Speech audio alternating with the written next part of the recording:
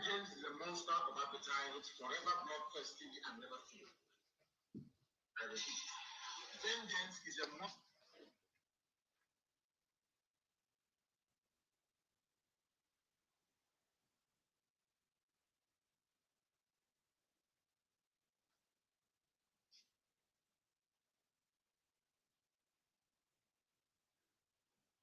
Forever bloodthirsty and never fear, and is a quote by Rachel E. Goodrich.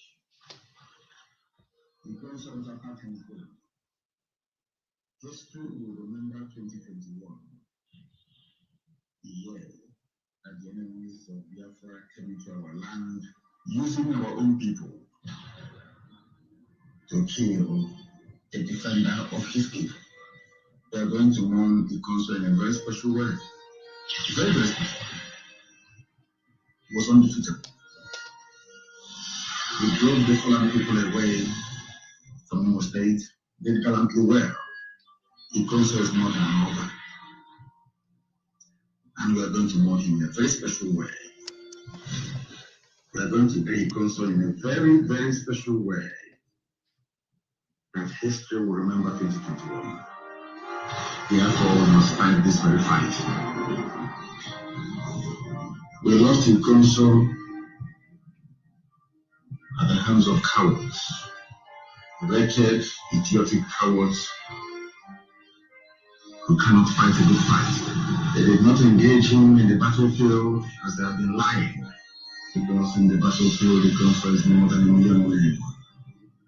A man that is defending his land, a man that was defending our mama, our Idemi, from the ravages and excesses of Fulani terrorists and state-sponsored terrorism. On one hand, we are fighting Fulani terrorists and killers, and on the other hand, we are fighting governors who are hell-bent on killing us or fighting those that have come to kill us. The Goso was not killed during any shootout or confrontation. The Goso was killed in his village, in his kindred, in the middle of the night, not on the battlefield. Because on the battlefield, there is no way any detachment of any army or any police or any idiot can defeat it. These are men that fought for their land without receiving one dime in payment. Otto Zodenma and his Fulani masters cowardly and wretchedly killed a man who was unarmed. His fight was against Fulani terrorism in our land, and they killed him because he refused an offer made to him by the same Otto Zodenma. He was the head of a volunteer army under oath to defend the land of Biafra. And these cowards, wretchedly and idiotically, in the middle of the night, as cowards always do, to sneak up on him. They said it's a combined team of police, army, and DSS. The Gonza will be buried in a very special way, surely. Not even the burial of the Oba of Benin will be as remarkable as something I say in the middle of the night. Not on the battlefield. Because on the battlefield, there is no way any detachment of any army or any police or any idiot can defeat it. On one hand, we are fighting Fulani terrorists and killers, and on the other hand, we are fighting governors who are hell-bent on killing us or fighting those that have come to kill us. A man that was defending our mama, our Idemi, from the ravages and excesses of Fulani terrorists and state-sponsored terrorism. Farmers cry out to make it a state.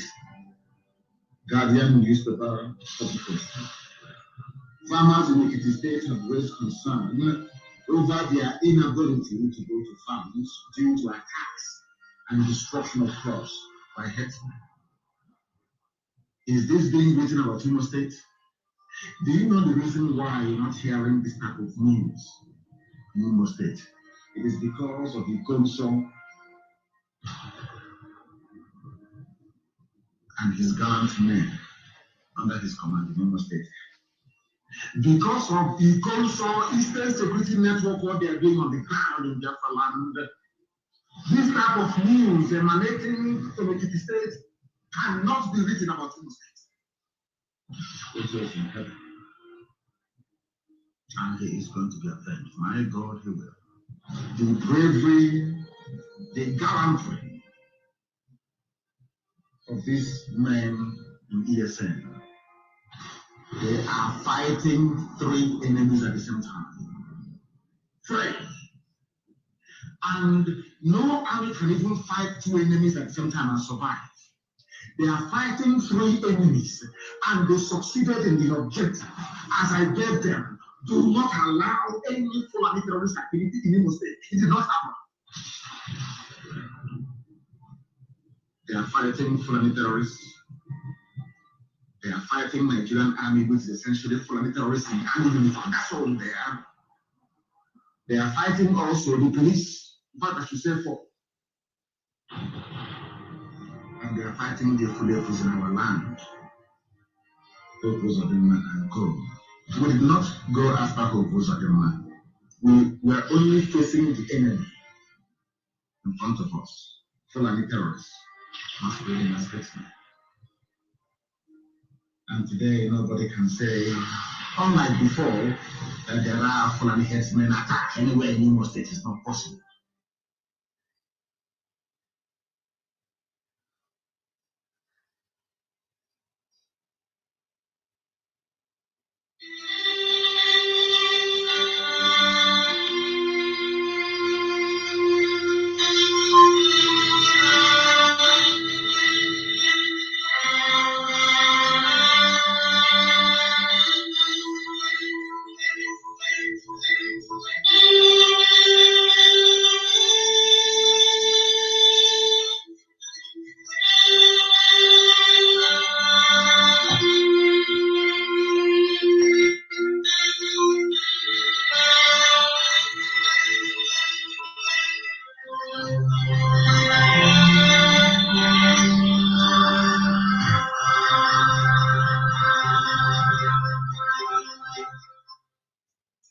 Good evening, wonderful people, great Biafrans, wherever you are. This very evening, morning, noon, or night, depending on where you're domiciled, depending on where you're listening to us from, we welcome you to another extraordinary broadcast here live on this glorious platform, Radio Biafra, going out to the entirety of humanity. Biafra, I say good morning, good afternoon, good evening, and good night to some of you. We are the only indigenous broadcaster out of Africa being listened to right across the surface of this very planet Earth. And as always, as I'm welcoming you, please endeavor to welcome other people as well. Share the links as widely as possible. And as always, house rules and protocols dictate that I must tell you how we operate on this very platform. You are listening to us on a multitude of platforms, I must say. We are simulcasting this very broadcast. We are on FM Biafra, we are on satellite, we are on IPOB Community Radio, we are on Twitter, we are on Instagram, we are broadcasting on Facebook. We are everywhere. If you wish, and of course YouTube. I keep forgetting YouTube. University of Radio Biafra is on YouTube. Try and share that as well, especially those who are in civilized countries. Via data doesn't cost very much. If you're listening to us via Radio Biafra app, it is a low data usage platform. So also is IPOB Community Radio. If you experience any difficulties, please go to Twitter or you go to Instagram. It is very clean, very crisp. So also is YouTube as well. I welcome each and every one of you. Heaven has given me a message to preach, and I must preach it this very evening. Biafra time now. The time now is 4 minutes past 7 p.m. in the evening, which confirms that we are live and direct. If you look at your clock right now, or your wristwatch, or your timepiece, the time is precisely 4 minutes past the top of the hour, regardless of where you are. I welcome each and every one of you. I welcome our Ududuwa brethren who are listening from right across the world. And for the very first time, I also welcome Middle Belt as well, because they have listened and they have raised their banner as well. We have seen their coat of arms, we have seen their flag, and we welcome them to this very family of liberators and those wishing to extricate themselves from the damnable zoological Republic of Nigeria. Before we go any further, I am going to pray as tradition demands. And as I hand over our proceedings this very evening, morning, noon, or night, depending on where you are, to the Most High Elohim, I ask you please to get your pen and paper ready, because somebody made a very serious joke, which I think I will allude to in the course of our program this very evening. Do not forget your pen and your paper, because the whole world is listening. Every government of the world is listening. Every intelligence agency around the world is listening. People are listening. And I'm told so also are immigration officials from Canada as well. Everybody listens to Radio Biafra. They all do. If you go to Abuja now, everywhere is calm. Every government house you have in the zoo, people are attentively glued to their listening device to receive this very gospel that Elohim has mandated me to preach, and I must preach it. My name is Mazi Nnamdi Kanu. I am the leader of the largest mass movement on the face of this earth, the Indigenous People of Biafra, IPOB. I am the director of Radio Biafra, Biafra Television, and by the very special grace of the Most High Elohim, a servant of the wonderful people of Biafra. Once again, I must warn those of you who are listening via Facebook, my official page, you know it is heavily sanctioned. I will ask you please to be prepared to switch over to Instagram or to Twitter at a moment's notice, because very soon, when this very program hots up, they will begin to interfere because they wouldn't want you to hear what we're saying. And in fact, I was asking somebody to compile the names. I want to do a very, very special post on my page tomorrow morning.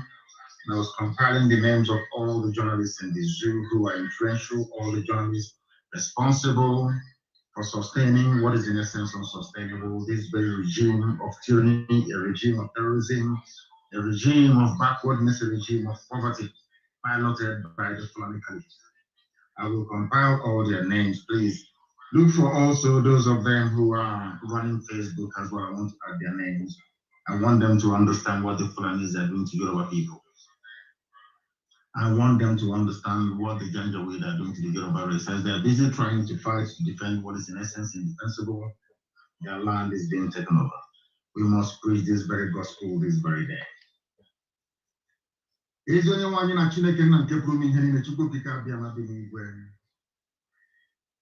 Onye jupụtara na nsọ, onye dị ebube, ma ruo mgbe niile ebighị ebi.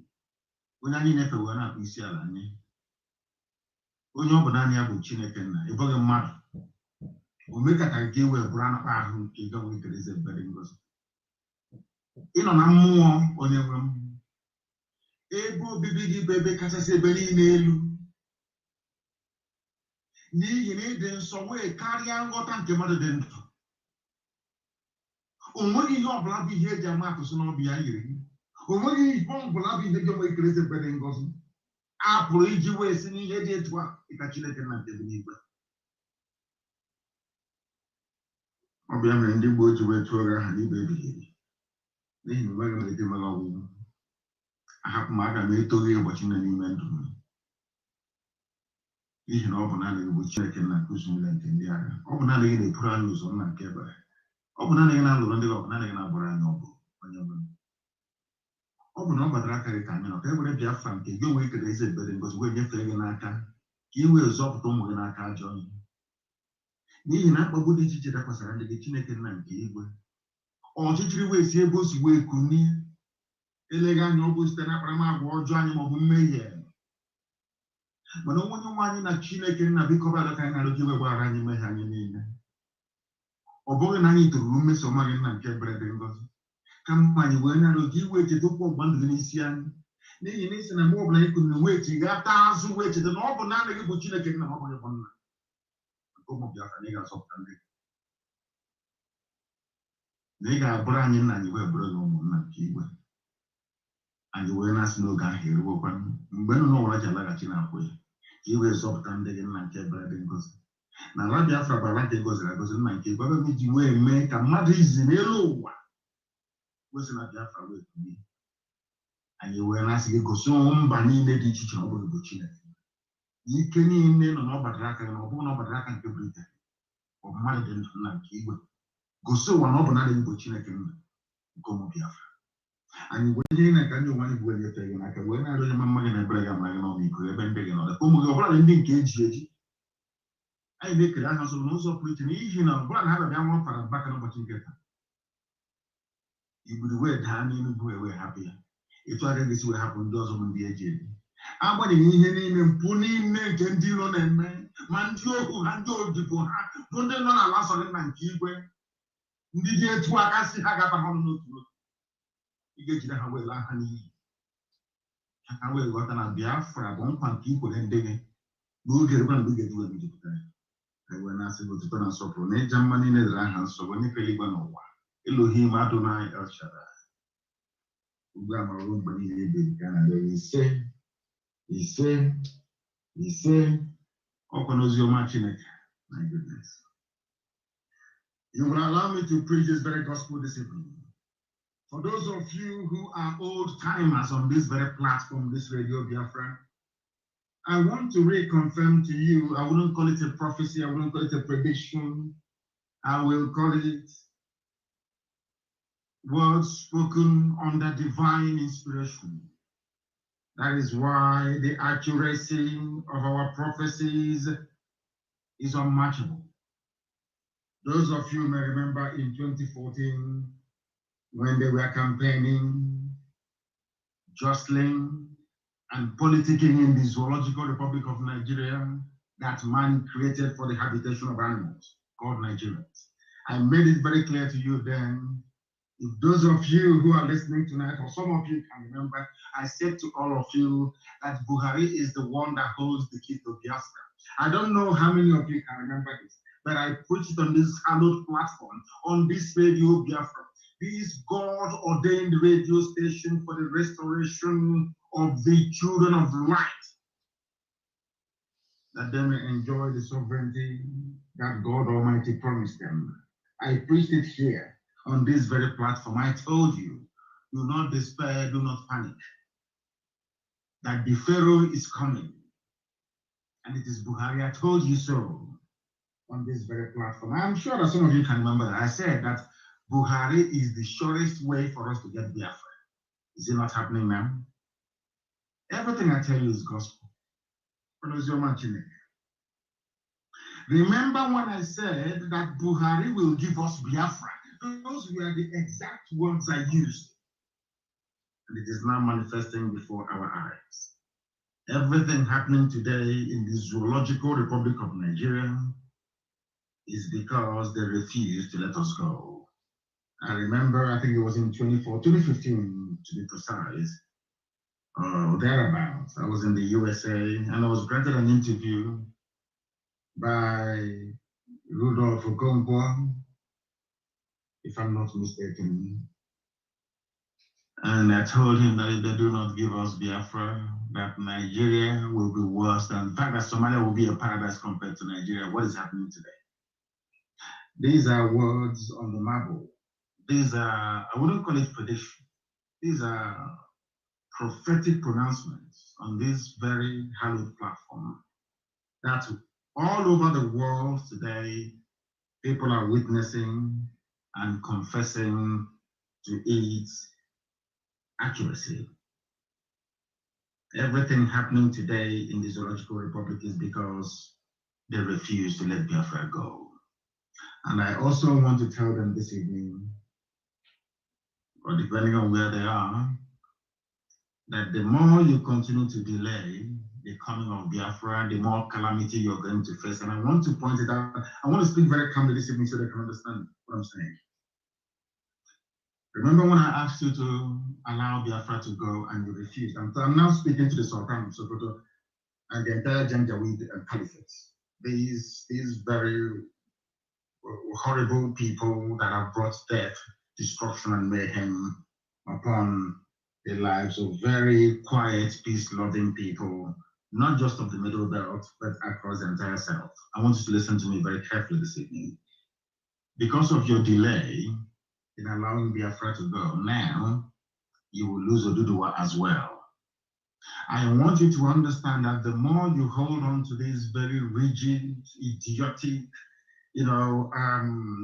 should I say, unwavering position that Nigeria should remain the way it is, the more you're balkanizing it, not just in the spirit, but also in the physical realm. Why am I saying this now? Oduduwa agitation has hit a crescendo, and for the very first time, they have now also identified some of their leaders as being their problem. They are no longer blaming anybody else. And when people begin to blame their leaders, as we have been doing, I think they have cut off the whole thing. I believe that, I don't know if Facebook has cut off the video on my page. I have no idea, but we shall see. Let us continue. If they kick you out, please find alternative platform to listen. People should go to my page and share all the links that people are using to listen to us, so that those who are on my page, who are suffering as always, will be able to listen via other means. After this very program, the kitchen will work very, very hard to ensure that the sound cloud is uploaded as quickly as possible. I must preach. I asked you to let Biafra go. You said no. Now Oduduwa is with us. We then pleaded and said, allow Oduduwa and Biafra to go. You said no. Now Middle Belt has joined. If you say no to Middle Belt, Oduduwa and Biafra becoming free very soon, the Habe Republic of Hausa land will rise up again with their own banner. Fulani, you have nowhere to go to. What you're now going to do is to unleash your dogs of war. That is what you're going to do. You will think that by treating the Hausa people to believe in you, to come and join you to fight other people, as you have done in the past, you will think that will be a viable option to take. But I'm telling you to spell your doom. I warned you before. You people should have let Biafra go on time, and to all of you shouting, insecurity everywhere, we are dying, look at our country, come and speak. I warned you in 2014 and 2015. If you do not let Biafra go, everybody is going to suffer. And today, everybody is suffering. But I'm sure, Fulani, they have this very primitive, almost a very satanic stubbornness that they have. They will say no. I want Fulani to understand something I said to Britain. You say United Kingdom, those that created Nigeria, which I believe, Britain, they also go in the realm of the spirit to do their own incantation. They may be top scientists, they may be an advanced country, they may be a civilized country, they may be enjoying the grace of God because Britain is blessed, believe it or not, highly blessed people. But I'm sure they see things. And I told Britain, the same pride that Britain had in the past in relation to Biafra, is the same. Fulani has a very crude and primitive format of it. I want people to pay attention to what I'm saying tonight, very, very critically, please. I said the pride, that pride, we are white people. We created you. Who are you to tell us what to do? And here again, live on air, I said to Britain, God Almighty in heaven will divide you into pieces. And when you are being cut up into pieces, your soothsayers will be telling you it is because of Biafra, but your pride will tell you it is not. How can God love those niggers from Africa? Those monkeys is not possible. But I'm telling you again tonight, maybe now that your policies have changed slightly towards Biafra, you may have a reprieve. But I'm telling you this, if you maintain or insist that Nigeria should be won, this is for Britain. I'm sure that I don't know why I feel like recollecting what I've been saying in the past tonight. If you insist that Nigeria should be won, God will destroy Britain. And as Elohim is doing Britain, your pride will not let you accept. It's because of this lowly, these black people called Biafra. It's something I'm saying to Fulani tonight. We are the children of God Almighty in heaven. We are the children of Elohim. You see, that is why we answer the names that we do. That is why we answer Wachubu. If you understand what I'm saying, that is why we answer Chibuzo, Chibueze. You must understand the reason why we answer these names. It is because we are the children of God. That is why we answer Wachubu.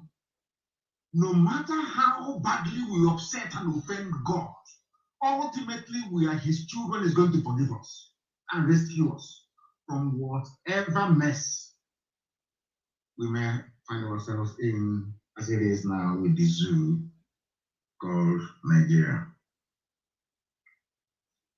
Fulani, you will end up with nothing. The best thing for you to do is to stop all this all this show that you're doing. Come and negotiate with us the date for a referendum, that we, the children of light, may go and play the role that Almighty God in heaven intended for us to play in the advancement and development of Black people all over the world. Or else you will lose everything. When I told all of you Nigerians that delaying the exit of Biafra from the zoo will bring unmitigated disaster upon you, you did not believe me. I told you Somalia will be better than you. Allow us to go. You thought I was the one who's going to fight? No, not at all. The host of heaven is now fighting on our behalf. And I'm warning you, even Britain can see the handwriting on the wall. You, Janjaweed Caliphate, I am advising you, as fellow Africans, if I can call you that, the sooner you let Biafra go, the better, or else you will lose everything. And you see Sokoto State, that is the seat of your power. A war will be fought there for 136 years. After that, you will lose everything. I'm advising you, don't allow the demons that you worship to deceive you. Biafra has come to stay. There is nothing any mortal can do about it. It's the word of God. There is nothing man can do about it. I am warning you. Oduduwa is now with us due to your delay. Because in 2014, 2015, Oduduwa, they were not serious. They said no, one Nigeria. But today, Oduduwa is more fanatical. I can even say, as fanatical as we Biafrans are about their sovereignty and their freedom. Only a few days ago, Middle Belt had now joined us. And I can assure you, if you continue, the Habe Republic of the Hausa kingdoms will rise up in the north to demand for their own independence. And I can say to everybody tonight, as I've always said, anybody that raises their banner and their flag to seek independence will get free oil and free gas from Biafra land in perpetuity, forever and ever. I want you to understand this. Therefore, every security agent in Nigeria, every soldier, every police, every naval man or woman, every Air Force personnel, those of you in civil defense, you must each go back to your villages. Go back to where you come from to defend it. Because as you are being slaughtered, as those of you from the south are being killed in the north, they are sending people from right across the Sahel. These are deadly scavengers to take over your land. You must bear this in mind. You must go back to your fatherland right now to defend it. Because I want all the army and the police people to do a very simple survey. Maybe tomorrow morning. Because I know all of you are listening to what I'm saying tonight. Do a very simple slide survey tomorrow morning. All of you in the army, all of you in the police, I want you to do something very slight. Call your respective villages. I'm not saying where you're living in the township. Call where you come from, your village. Ask anybody in your village. I'm talking about those of you serving in Nigerian Army, serving in the police, serving in the Navy, serving in the Air Force, and you are not Janjaweed, you're not Fulani. All non-Fulani personnel in Nigeria security services or security agencies or whatever they call themselves, pick up your telephone tonight, even as I'm doing this broadcast. Call home. Ask them, are there Fulani terrorists, headsmen, Yetiala in my village? How far are they from my house? Just make a very simple phone call. That will convince you that as you are busy defending your one Nigeria for the Fulani, inadvertently, they are busy conquering you. It's a very simple experiment. You are a soldier, you are in Navy, you are in Air Force. Pick up the phone. I'm not saying because you were born in Ojueleba, you should call and say, is anything happening in Ojueleba? No. Call your village where your father comes from, where your grandparents come from. Because we are patrilineal, we lean towards our father. We come from where our father comes from. Call your village. Ask people in your village, how close are the Fulani terrorists to my house? How close are they to where I'm living or supposed to be living? They will tell you. Only then will you appreciate what we've been saying for long. And the more you fight for one Nigeria, you are doing it for the sole benefit of the Fulani Caliphate because they are busy taking over your village. They are keeping you busy in the army and in the police. Meanwhile, they have taken over your village. You know, when people say to me that there are people from the Middle Belt who are still in the police and in the army, serving in various locations and trying to defend one Nigeria, I feel sorry for them. Go back to your village and see what life is like that. They are in refugee camps. That tells you all you need to know about the zoo and why you must heed my call this evening. You're not going to die of hunger. Abandon the army, abandon the police. Go back to where you come from and defend your land because the Fulanis have come in to take it over from you. You must go back home and defend your land right now. Has it not dawned on everybody that the defense of one Nigeria as presently constituted is only aiding the march of the Janjaweed Caliphate to the Atlantic? Because the more you're in Borno, serving, you're in Jobe, you're in Taraba. You see, you come from the Fulanis like that. You're trying to take over your land, killing, raping, blaming people. You do not see the batch they sent to Yoruba land that was intercepted today.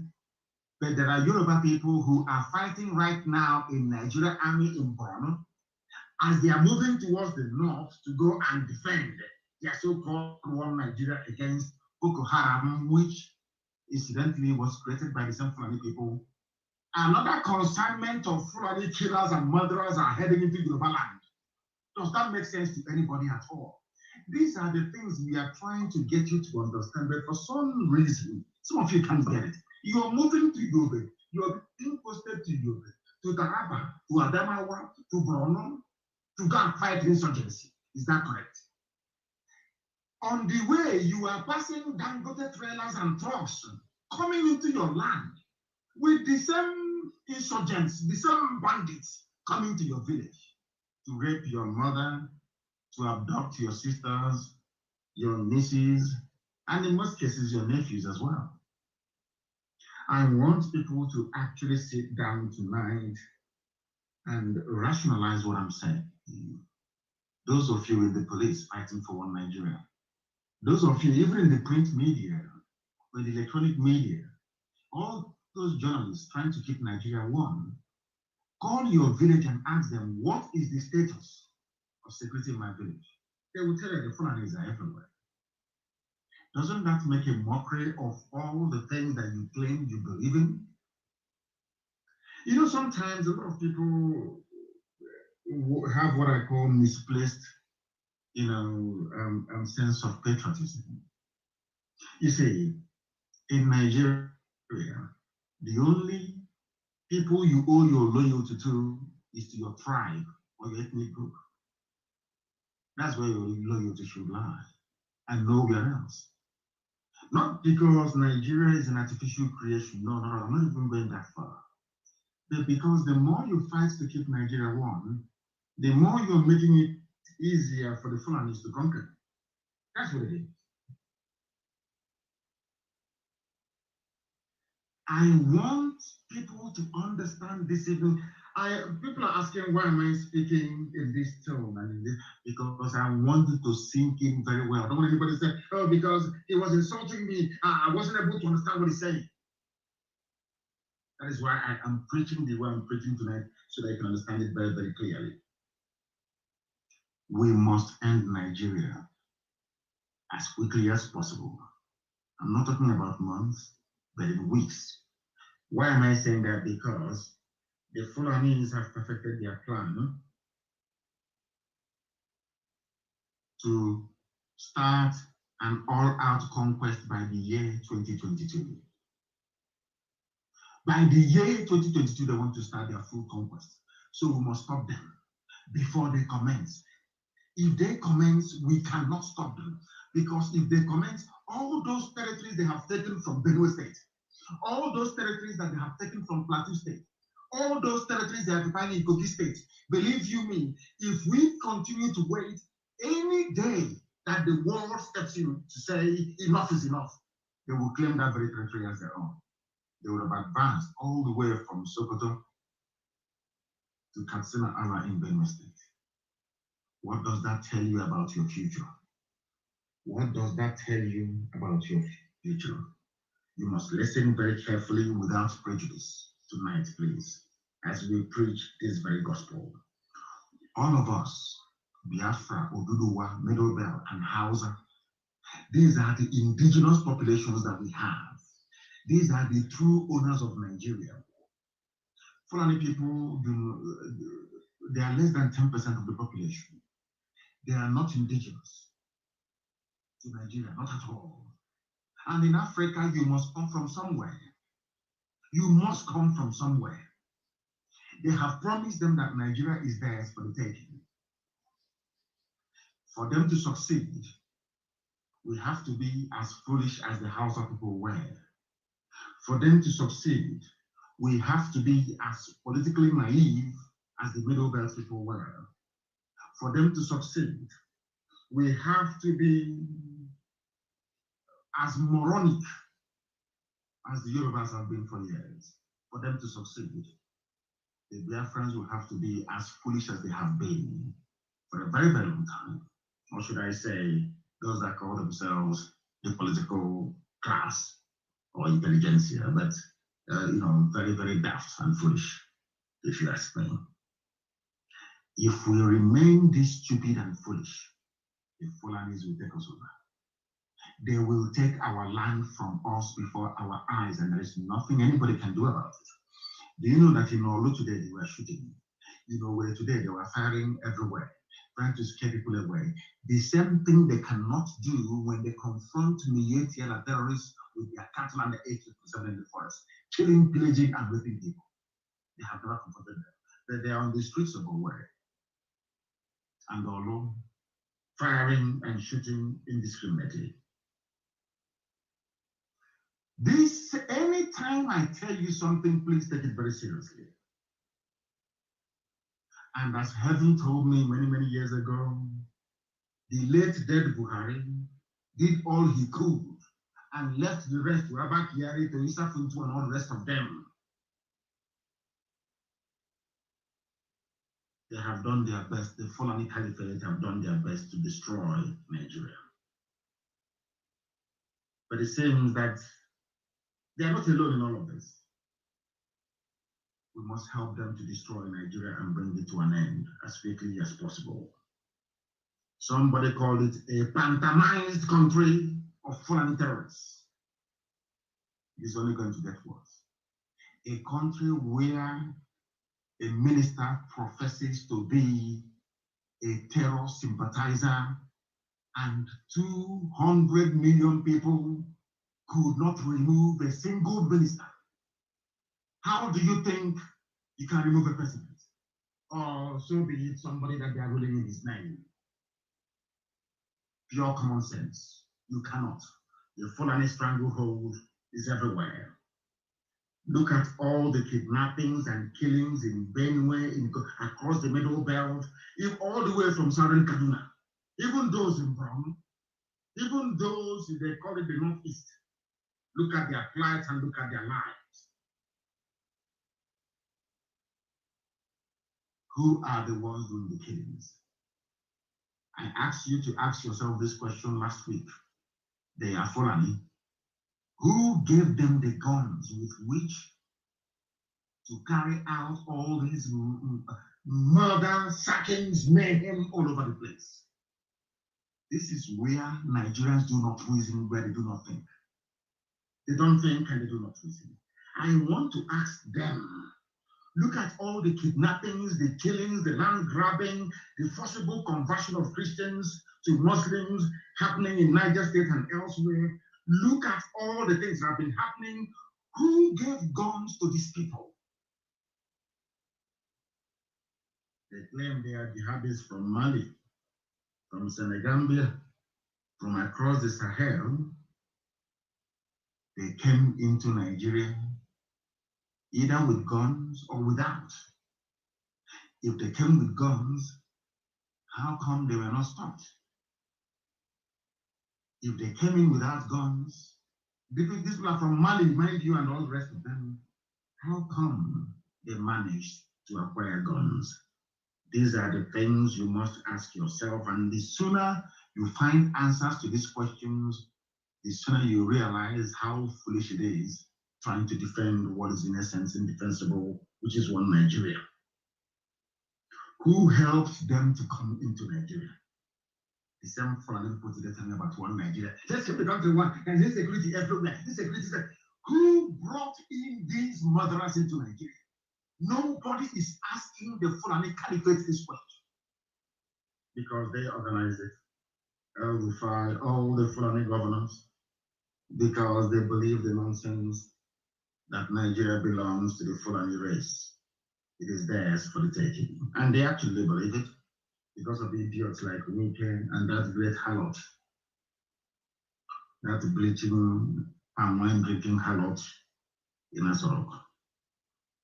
Look at what is happening all around you and ask yourself, who gave Mietiala AK-47 with which to intimidate, to kill, to pillage, and to rape?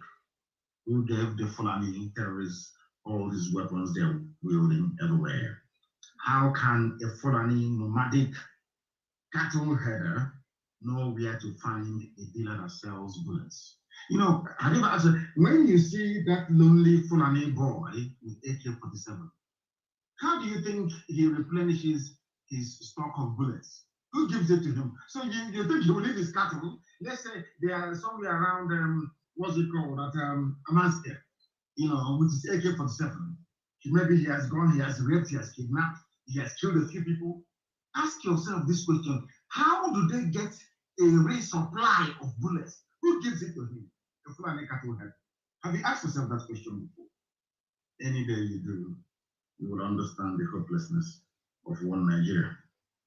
Do you think that this invasion and conquest of Middle Belt would have been so easy had Middle Belt seen what Ojukwu saw in 1966 and 67? If not for the prejudice of the people that call themselves Nigerians, do you think that you'll be seeing what you're seeing today?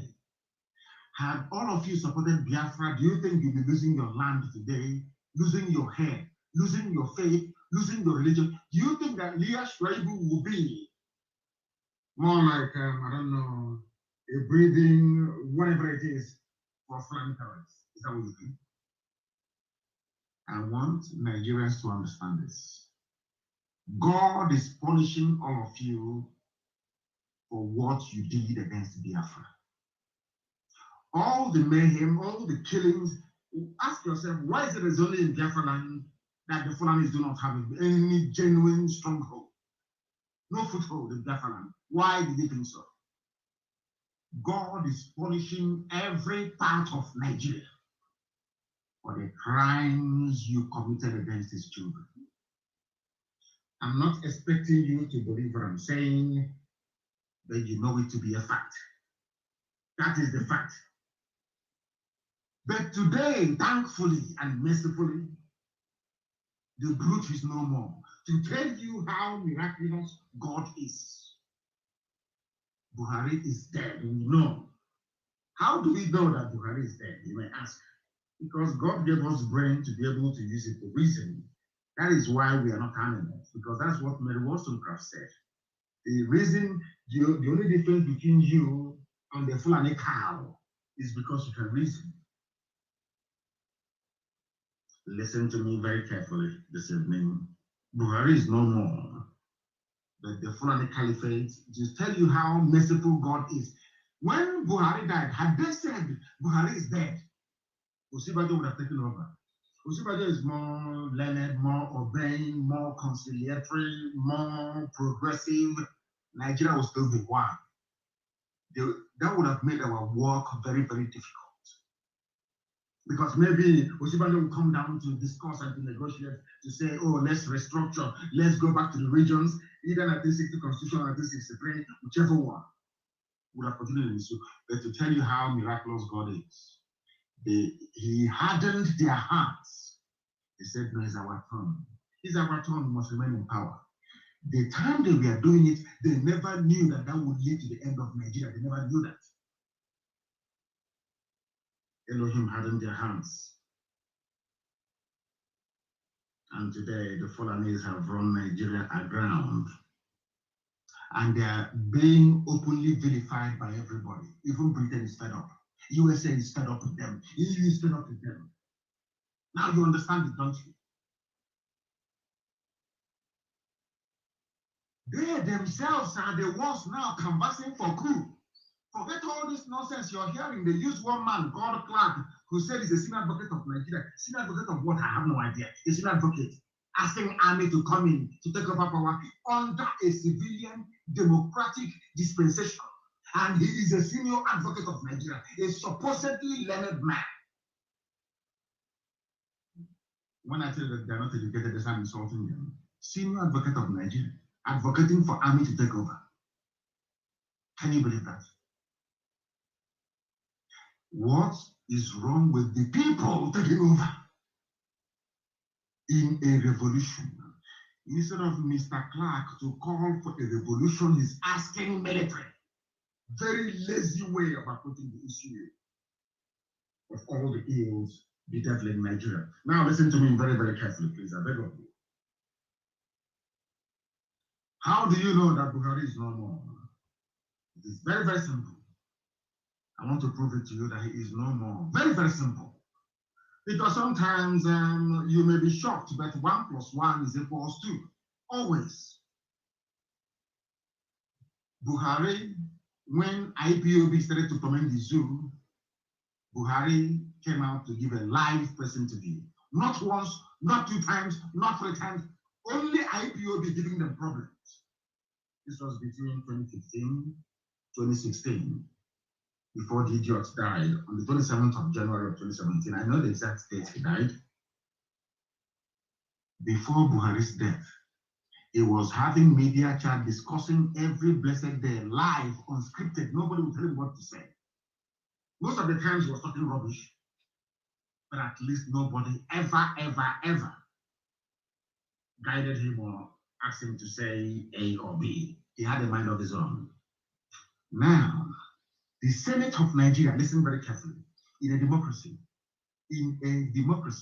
the Senate of Nigeria, or should I say a part of them, came out to say, we have not heard from our president, despite the daily killings. That on its own is an impeachable offense. That on its own is an impeachable offense. You are telling me that a president is alive in a country bedeviled by insecurity left, right, and center.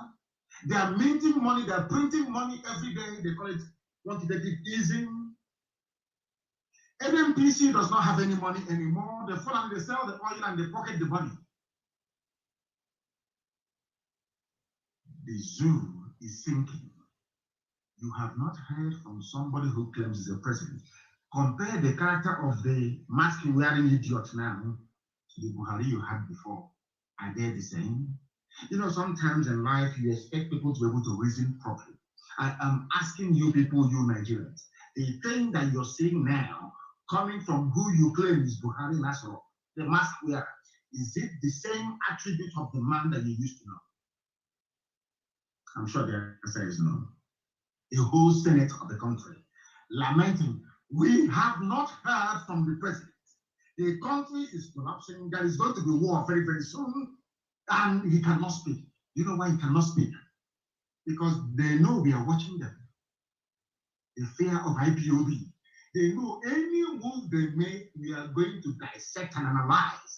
That is why they cannot bring him out to speak. Not even common live presentation. They cannot do it. And all of you went to school. Most of you are graduates. Most of you have PhDs. Are you telling me that your common sense, that I'm sure that all of you possess,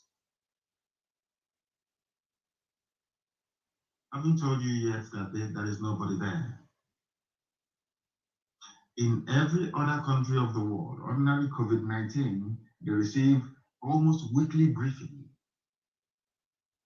Now, let me shock all of you. Do you know that before, even during Buhari, during Jonathan, during Yar'Adua, during Obasanjo, and even before that, have you asked yourself this question? How can Nigeria go through a whole calendar year without no official visit from any head of state from outside? Official state visit with state banquet. Because all over Africa, all over Europe, although there is COVID-19 lockdown, heads of states are visiting each other. Have you asked yourself that question? Have you ever asked yourself that question? Now, the Senate, Nigeria's own Senate, is now saying, let me read it for you so you understand. A Senate where you have democracy. Any other place in the world, the Senate will go into a session, they will vote and say, we demand to see the president address the nation. That's how it is done. That is where it's a democracy, the rule of the people. And the Senate and the House of Reps, they are the people which the presidency is answerable to. If they are serious, all they need to do is to lay down a motion on the floor of both houses to say, we have overwhelming, uncontainable insecurity in the country, and we demand that the president address the media chat to be bye-bye for everybody. But they know that the man there is not Buhari. They cannot bring him out unless they set the stage, unless they choreograph everything, unless they plan it perfectly well. And I'm asking you people, as those that claim they are learned, what does that tell you about that song? Let me read the news for you. The Minority Caucus of the National Assembly on Tuesday lamented that President Muhammadu Buhari has remained silent despite insecurity in the nation. Now, your primary duty as a head of state, I am not a head of state, but my primary duty is to make sure that the IPOB family all over the world, that they are fine, in good condition. When there is a breach of security, I make sure, even in the middle of the night, I wake up and I make sure I address it. If I come on air, I speak about it. Lies. A country of 200 million people. If this man couldn't speak under COVID, he could not speak under raging insecurity, almost civil war status. When is he going to talk? It's a simple question I'm asking Nigerians. That tells you that there is no Buhari, he's dead. The clown they put there, all they can do is to script something, use deep fake, artificial intelligence to mimic the voice of Buhari through a microphone. You think it is the idiot who is speaking. There is no Buhari. That is why, despite this rating, even to address people live, I said live on TV, he cannot do it. Once in a while, they package him, they bring him out, they say, oh, he has spoken. Oh, yeah. And the Yoruba people who are eyeing 2023 will just simply concur and wait for their turn to come. It's only 2 years away. Why can't we just wait? and will start enjoying oil and gas money. The caucus also said that the APC-led administration of President Buhari has continued to breach the constitution. We have not, according to Abaribe, we have not heard from our president, despite the daily killings that are going on, and have turned Nigeria into a killing field of unimaginable proportion. Nigeria is at war on all fronts, is fighting Fulani domination and impunity. People are dying every blessed day. The person you claim is a president cannot speak. What is his job then? I'm asking. Do you see how we know that Buhari is dead? That even the Senate is begging for him to speak in a democracy. I'm advising them today because some of them, they claim they educated, but they are not. I'm advising you on what to do. Constitutionally, you have the powers. Go and pass a motion on the floor of both houses, send it up to Asarok and say, we demand to see you to address the nation live and answer questions from journalists regarding what is happening. Not just address, you must be interrogated. We want to ask you, then you will see that video to fall apart. Because we have planted a press man there, I'm not going to tell you his name or his network. He is going to ask him a question in Fulfude, the native Fulani language that the old dead tyrant Buhari spoke before he died on the 27th of January 2017. I stake my life on it. I have said to them, if you can bring out this man and prove he's Buhari, I will drop Biafra agitation and apologize. But I know that the idiot is there. They are shielding. The only reason why they cannot speak is because, you know, they thought I will remain with, they don't know how we discovered that Jubril had fled. They were shocked. They thought I'll be saying Jubril all the time, so that Western intelligence will say, oh, he doesn't have his facts right. I know when they switched from Jubril to Yusuf Abubakar Mohammed from Niger Republic. That is the new Buhari you have. That is why you cannot see him. That is why he cannot do tours. That is why you cannot see him come out to receive heads of state. That is why nothing, everything is secrecy. You can be killing, people can be dying, you never hear a word from him. They are shielding Yusuf Abubakar Mohammed from talking because the day he grants any live, unedited, unscripted interview, the political clerks in Nigeria will commit mass suicide. Because I'm sure that's what they will do. Rather than, come around and say, oh, IPOB, Nnamdi Kanu has been right all this while, they would rather die. That's black people for you. They will commit mass suicide.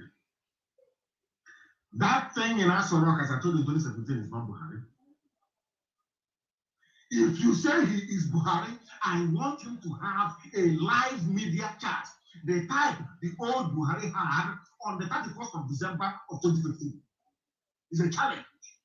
If you claim Buhari, that idiot here is Buhari, let him come out and address the security situation in the zoo called Nigeria. In a live media chat, he will never ever do it. That day, the shame of Nigerians will be open for the whole world to see. The war, right now, a lot of countries, in fact, Nigeria is the only country in the only passport that you require visa to go to almost every other country in the world. But because of how useless it is, any day, that thing there, Yusuf Abubakar Mohammed grants any live interview or media chat. If you say you're a Nigerian outside, people will spit on your face.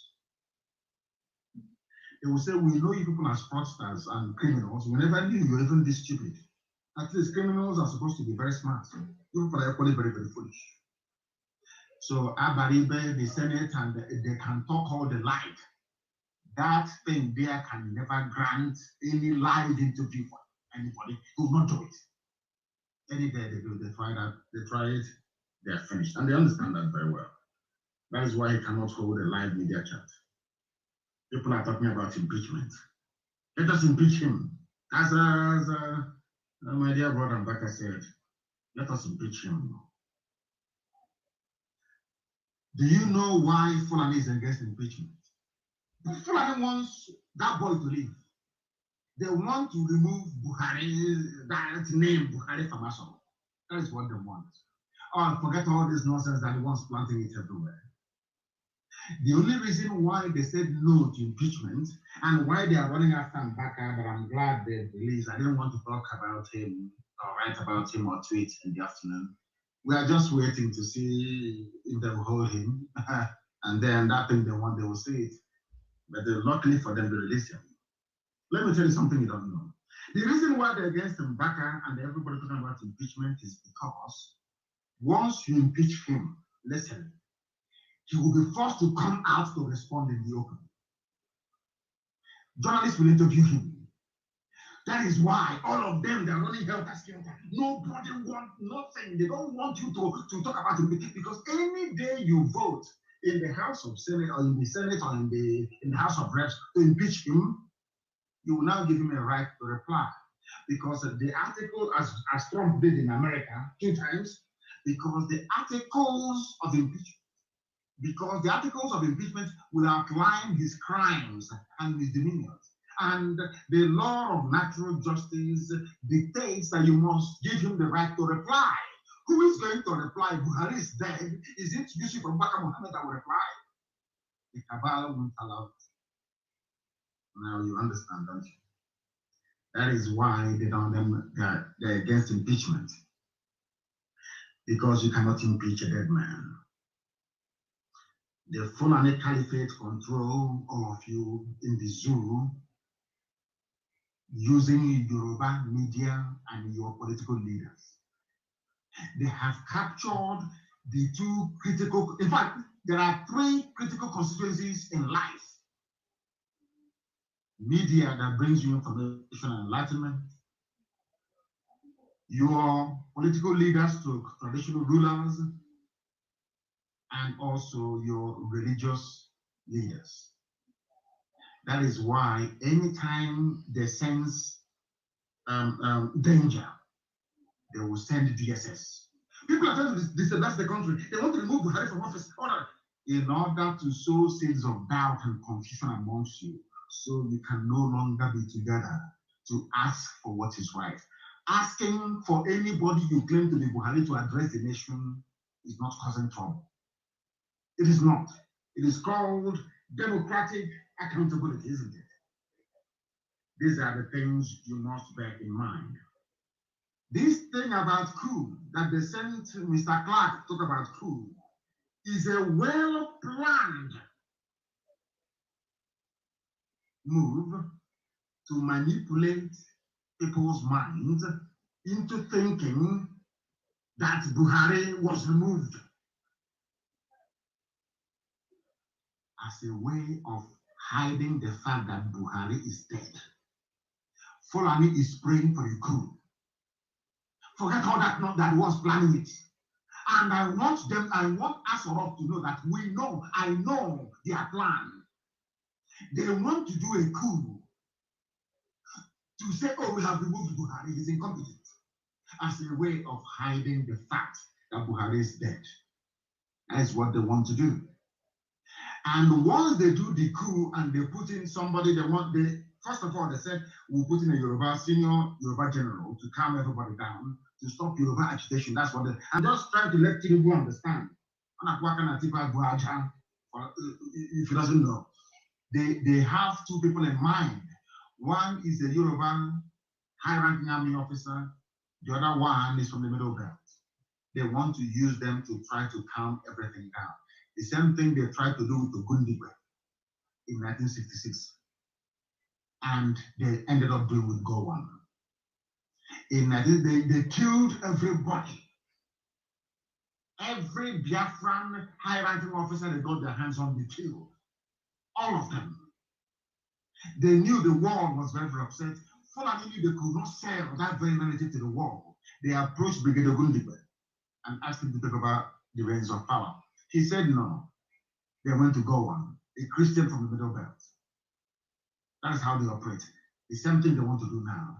So all this talk of they want to overthrow us is all rubbish. It's Fulani who are planning it because they know that the clock is running down. They know the clock is running down. They know that once people, shed this cloak of ignorance, and begin to say that Buhari is dead, that they are finished. They want to use a coup. Fulani coup, by the way. After all, Fulani controls the army. How can anybody do a coup in Nigeria? How is that possible? Fulani controls everything. All the generals that Fulani, everybody in the hierarchy of the army is Fulani. So how can we do a coup? How is that possible? All the commanders of the tank corps you have in the zoo called Nigeria, they are all Fulani people. So how can we do a coup? All the people that lead the infantry in Nigeria are all the commanders, they are all Fulani. So how can you conduct a coup? It is the planning a coup so they can say that Buhari was removed due to incompetence. And then after that, they'll say, oh, he's living a quiet life. You know him, he's a man of peace and quiet. After a while, they'll not tell that Buhari is dead. He died in his sleep. That's what they want to do. If you don't know, let me tell you. And I'm saying to Fulani Caliphate tonight, you don't know who you're dealing with. Before you make any move, we know. Every move that you make, we know. We are aware of it. So stop deceiving yourselves. We know what you're up to. We understand your game plan. This thing about coup is because you want to remove Yusuf Abubakar Muhammad before it's too late. Because there's nobody in Asorok. If there is anyone in Asorok, the person will be talking. Nigeria is finished. There is no country called Nigeria anymore. Nigeria finished last year. Nigeria is now only existing on paper and the fear of the South. The cowardice in people of the South. And the promise of a greater, better tomorrow for the likes of which is only what is holding the zoo together. The zoo is dead. Absolutely dead. Their plan has failed. Only if the politicians we have in Biafra, and in fact, in the entire South can repent, or else what awaits them is doom. The game the Fulanis are playing, just don't, remember I told you tonight, the game the Fulanis are playing is to carry out a coup and install a Yoruba senior army officer or somebody from the Middle Belt to calm everybody down. That's what they want to do. And I want them to understand that we know. Our intelligence services is second to none in the whole world. In fact, by the time that Biafra stands, I'm sure that even Mossad will be coming to us to learn one or two things. The Zoo people think that we are stupid, but we are not. We are highly intelligent, more intelligent than all of them put together. They want to carry out a coup and claim that Buhari was removed. People are talking about insecurity. In the same country where people are being forcibly converted to Islam. In Niger State, in broad daylight, people abducted, people killed. Army today firing in Olu, army today firing in Owerri, shooting sporadically everywhere. There is war. A slow burning war in the zoo, but you don't know. I don't know why the Middle Belt people will not rise up to defend their land, because it's now very clear that you can lament and cry from now till their kingdom come. The world will listen to you. Defend yourselves. That is what you need to do. That is what you must do. To tell you that this is their plan, all of them, it is their plan together, all of them. To tell that they planned all of these things. Now listen to what a minister is saying. You know, sometimes when you hear these things, you don't quite believe it at first. You think, oh, maybe somebody's pulling your legs until you go and verify it for yourself. Kidnapping and banditry are not federal offenses in Nigeria, according to Buhari's government. Also, you know, Buhari by name. When I say Buhari, it doesn't mean Buhari is alive. It's the name they're using to rule. Are you listening to me? Kidnapping and banditry are not federal offenses in Nigeria. Then I asked them, what are federal offenses in Nigeria? I don't know how. Do you see how foolish these people are? You see, sometimes I don't know if this is punishment or what from God. I should be discussing monkeys like this. This man is a baboon. Why do you have federal high courts then and federal courts of appeal? So all the cases being tried, this is something Nigerians don't know. Even those that call themselves lawyers, like backyard quack lawyers, like Wike, quack, backyard lawyer. Let me ask you, Nigerians, for 1 second. What cases do you think are tried in a federal high court? Zoological Republic. And these people actually go to school, spend 4 years in a university, and come out as graduates. Even doctorate degree holders of law. If kidnapping and banditry are not federal offenses, then why are you trying them in a federal high court? That's the meaning of it. Federal high court for federal offenses. State high court for state offenses. Sharia court for Sharia offenses, so to speak. Customary court for customary offenses. Do you know that even the states, they have their own appeal court, so to speak? Now you are trying a case in a federal high court, which means it is a federal offense. But it is in the zoo, they don't know the meaning of it. They have no idea what it means. Nigeria is worse than a jungle. If a kidnapper and a bandit killing, slaughtering, raping people is not a federal offense. Oh, sorry, federal offense is asking for a referendum. And you people have time for these animals. I call themselves politicians. Fools who cannot even reason very well. You have time for these people. They say that's what Lai Mohammed said. It's not a federal offense. Federal offense is asking for your freedom. And all Nigerians can do is outrage. Outrage, as Lai Mohammed says, prosecuting bandits, not Buhari's government's job. What is your job then? You took a constitution, you swore to protect lives and property. That was what you swore to do. Now tell me, for goodness sake, tell me please, what is your job? Even the government that you claim that you have do not know their job anymore. They don't know what they're supposed to do. And they are in power. And you allow them to be in power. All you can do is outrage. We are outraged. Oh, have you heard what they're saying? Oh, have you heard what Lai Mohammed said? And that is all. The only solution is a popular revolution. I want youths from across the Middle Belt and the entire South to sit down, not to sit down in one place, communicate amongst yourselves and decide for a day to come when people will take over the streets. Let the revolution start. We outnumber them. They have AK-47, we have AK-47. They know it will be suicide for them to shoot at any crowd. They know it is suicide, not just for them, but for politicians nearby. The time for the revolution has come. Every day you lament, you tweet, you lament, you go to Facebook, you lament. Nothing is happening. They will never listen. That is who they are. That is how they are wired. They are never, ever going to listen. The only way they can listen is through mass action. A revolution is what is needed. A revolution, quit complaining, quit whining, and come out for this very revolution that must happen. It must happen.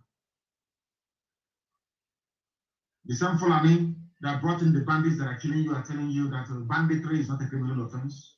According to them, it's not their job to prosecute them. And by the way, if you're killed by kidnappers, you will go to heaven, according to Islamic cleric. We have 72 virgins waiting for you. I don't know what is waiting for the women. I know that for the men, 72 virgins are waiting for you. For the women, I don't know if there's 72 men who are waiting for you as well. I have no idea. According to a cleric in a country you call civilized. How can some of you don't even have shame? How can you come from a country like this? If you're killed by criminals, the same Fulani criminals, they will not be prosecuted. No wonder nobody's arresting them.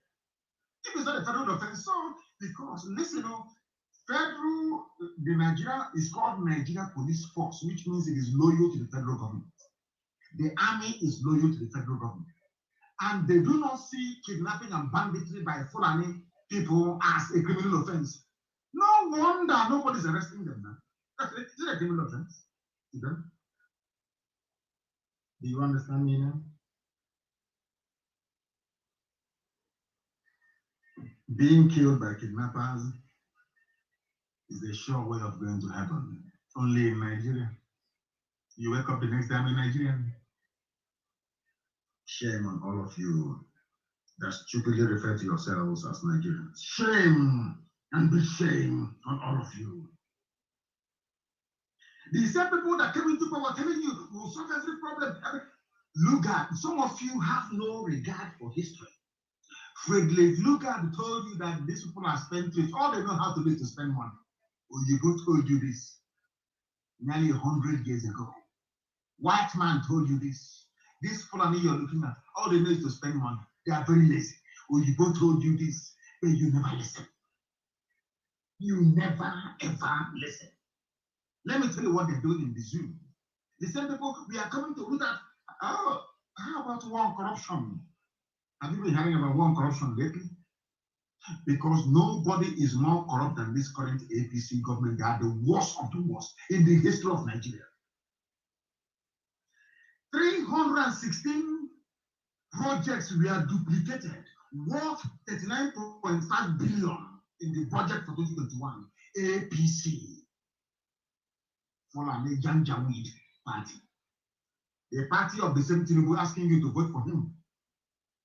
These are hardened criminals wearing agbada and danchiki on the floor of the National Assembly, looting and stealing. That is why they don't want Nigeria to break. No, our country, let's keep it one. Because they are thieves. Because of what they're getting. All of them, even from Biafra, from Oduduwa, these are thieves. These are certified criminals. When they tell you about one Nigeria, it's so they can keep duplicating the budget. It's here, it's a headline news. 316 duplicated projects worth 39.5 billion. It will go in the pocket of somebody. It's just news. You read it and you just go away, and it's nothing. Nobody cares. But that is your future. They steal this money, they go and print money for you. They steal this money, they bank it abroad in dollars, and they are printing worthless, useless naira for you. You people are in for one almighty shock. I'm telling all of you. But you will not know. After all, you're from the zoo. What do you know? Were you not there when the Fulanis came from Futajalon to conquer you? They're not coming from all across the Sahel in your backyard. You call the police will not come because it's a federal offense. According to federal government, it is not an offense. A supposedly federal offense is not a federal offense when it comes to Fulani. Are you listening to me? Isn't it very ironic? We have even the effrontery to even have the guts to face the media to mount such rubbish. I'm sure the entire diplomatic corps in Nigeria will be wondering what sort of animals are these. Kidnapping and banditry is not a federal offense. Therefore, federal police cannot arrest them. Army cannot arrest them. But they can arrest people who are agitating. They can arrest Madam Baka. They can burn people's homes in Imo State. And you call that thing a country? It is a shithole, as Trump famously said. I'm telling you the truth. They duplicate, they steal, they pillage. As bandits are pillaging you, taking your land from you, your so-called Fulani APC politicians are pillaging you by duplicating projects and pocketing the money. Tomorrow the idiot to come out on Channels TV or AIT. Our country needs to be one. We need to synergize and look for a way out of this. Meanwhile, his pocket is stuffed with 6 billion. Criminals everywhere. This has fallen. Nigerian military wants politicians, soldiers against coup. There are some types of discussions you have in Nigeria that makes me wonder what type of God created you people. What type of schools you went to. There is the senior advocate of Nigeria, alleged the senior advocate of Nigeria, asking for coup to be conducted. And I want to ask him, which part of the world, civilized world, even ordinary Egypt, ordinary, can you have people coming out, somebody who is learned? I believe he has read history to come out to say the military should take over. What stops you from taking over? Does power belong to the military? Okay, you're telling us that whoever is carrying a gun is who power belongs to. The senior advocate of Nigeria. No wonder the entire judicial system, the entire legal system in the zoo is laughable. In the history of the world, if you want to change a government, it should be led by the people, by popular uprising. That was the mistake that Nzogu made. Nzogu shouldn't have led the coup of 1966. What for? It's not your job. Your job is to defend the territorial integrity of the zoo, if it has one, that is. You're a soldier. It's not your job to be dabbling into politics. Allow the people to feel the pain so much that one day they will say enough is enough. That is the type of change that transforms society. And I expect somebody who is a senior advocate of Nigeria to understand this very simple fact. But it's lost on him. Tomorrow he'll say he's learned, he's an elite, he's educated. But all his education is pure nonsense. If you're asking the army to take over, that means you do not trust the people. Is army the people? Every popular revolution around the world in the history of mankind has been led by ordinary people. Why are you inviting the army into their business? Remember Russia? There was a time that during the dying days of the Communist Party in Russia, they tried to send the troops to go and kill people. I remember very clearly, Boris Yeltsin mounted the tank, one of the tanks, and the soldiers that came to Russian White House to bulldoze it was driving. He mounted it and spoke to his people. The army of Russia said, we are not going to fire on our people. In Nigeria, if the army can say tomorrow, we are not going to fire on the people, things will be different. But because, of course, we are from Africa, slightly primitive. You know, African people, very primitive, very crude. If they promise you money and good life for your family, everybody else can go to hell. What Clark should have been saying is, let the army not fire on protesters when they come out on the streets to demand the change of government, not to ask the army to take over. It's a free lesson that we're giving to them. There has to be uprising, simultaneous uprising everywhere. I have said to Nigerian youths time and time again, we outnumber them. The only reason why NSAS protest collapsed was because of the ethnic sentiment introduced by Yoruba journalists, courtesy of Tinubu. That was what killed it. When they saying, oh, that the Biafrans cannot come to Lagos to do this, to do that. That was when they killed it. NSAS should have solved all the problem of the zoo. If we rise above it, if we rise above tribal considerations, focus our mind to destroy these people that have come to destroy us, believe you me, we are going to succeed. We must rise up at the same time, the same minute, the same second. Our goals are very, very simple. Every instrument of state, every political party apparatus must go down. Once it goes down, the zoo has collapsed. Now, what they will do from Asarok is to say, let us bring the people to negotiate the constitution. That's how it is done everywhere. You must force people to do something. They are not going to do anything on their own. Never, ever, ever. You must compel them. You must force them. How do you compel them?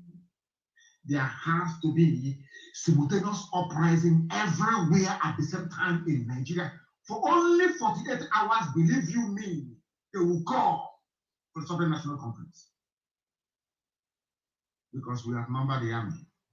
And I'm not sure that any stupid soldier is going to come down from Sambisa Forest, having escaped death at the hands of Boko Haram, to come back to start shooting people in his village. It's not going to happen. That is how you change things. Not calling for a coup, not calling for impeachment. They will grant impeachment. Sure.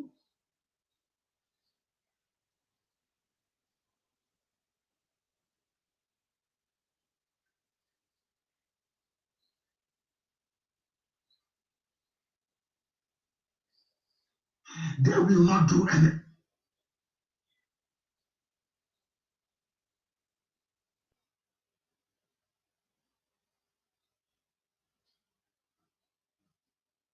That was what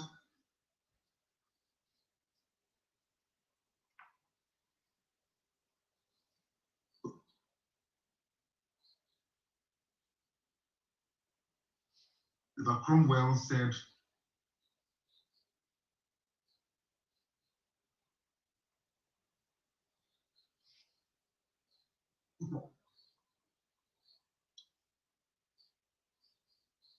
and the beauty.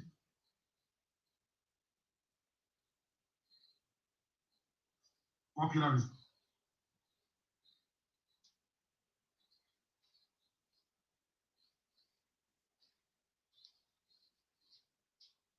All of our people, those in our let us go.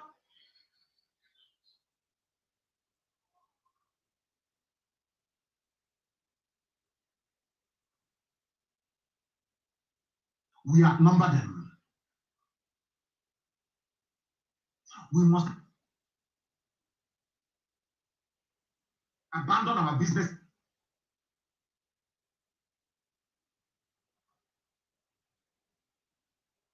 This for 1 or 2 days. We must deal with this.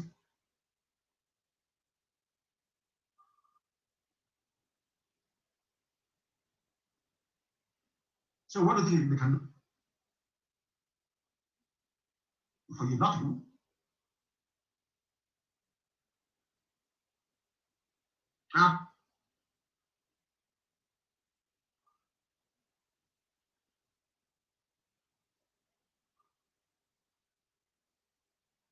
Absolutely nothing. And these are the things you. Let me put it that way.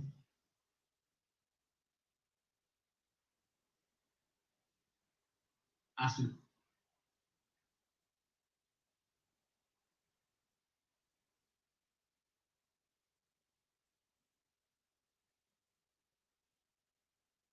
to go mad tomorrow.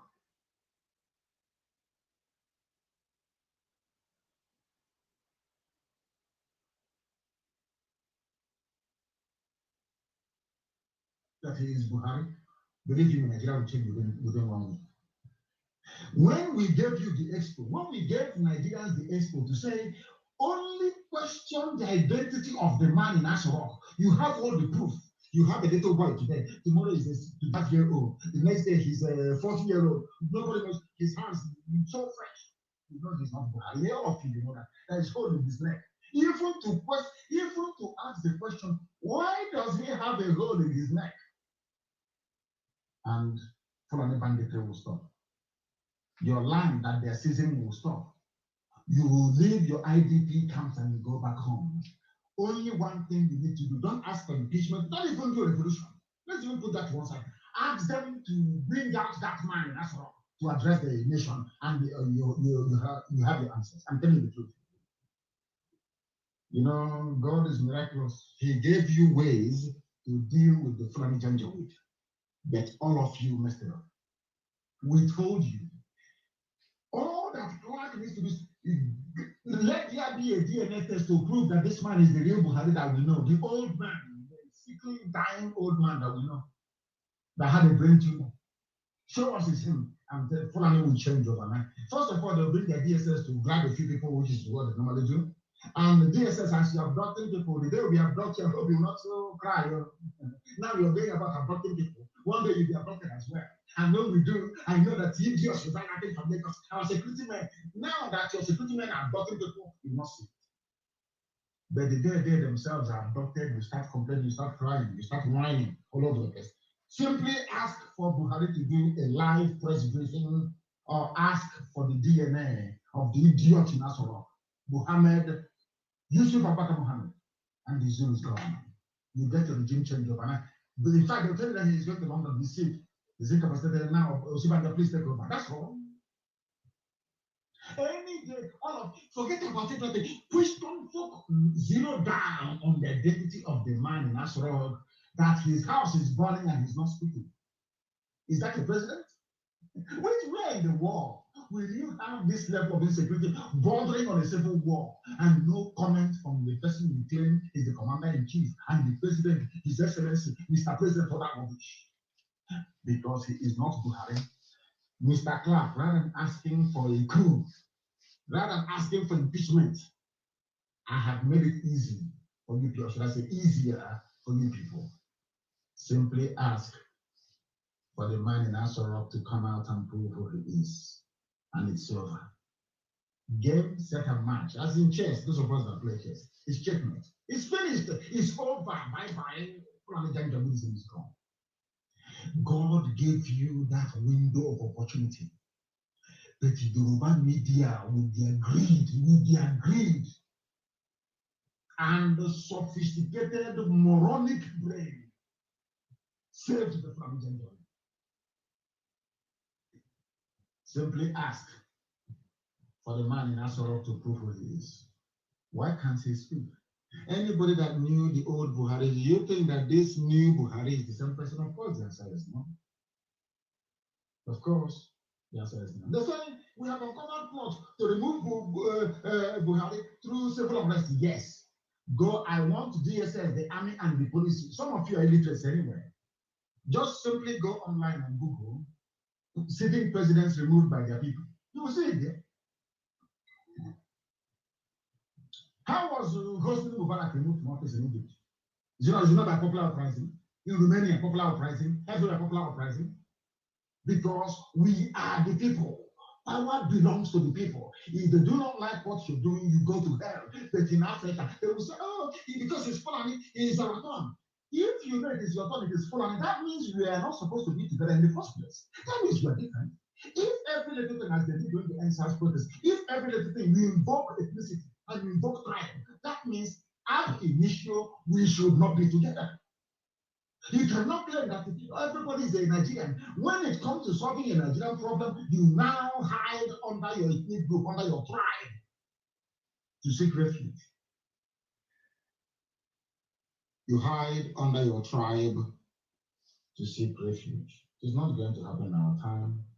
Ask for the ID of the man in Abuja, and the idiot is gone. We have done a lot. IPOB, I commend all of you. All you children of heaven, that the zoo is where it is today is down to the work you've been doing over the years. Sometimes I know we can be very harsh on ourselves, but we have done very well, mind you. We have done very well. Look at what ESN has done in a very short period of time.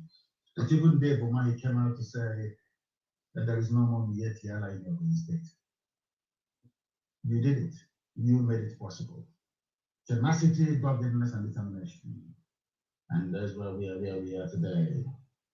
We have dissolved the zoo, more or less.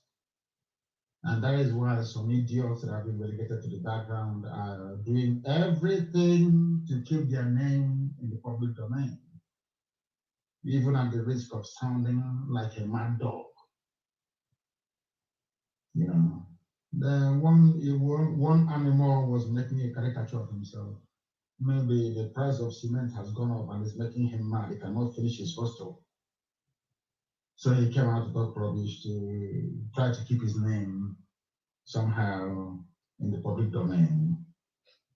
They cannot match our pedigree, our influence, and our reach. They understand that IPOB is the engine driving this very movement towards its natural and inevitable sovereignty. We are the catalyst for every other person rising up to ask for freedom.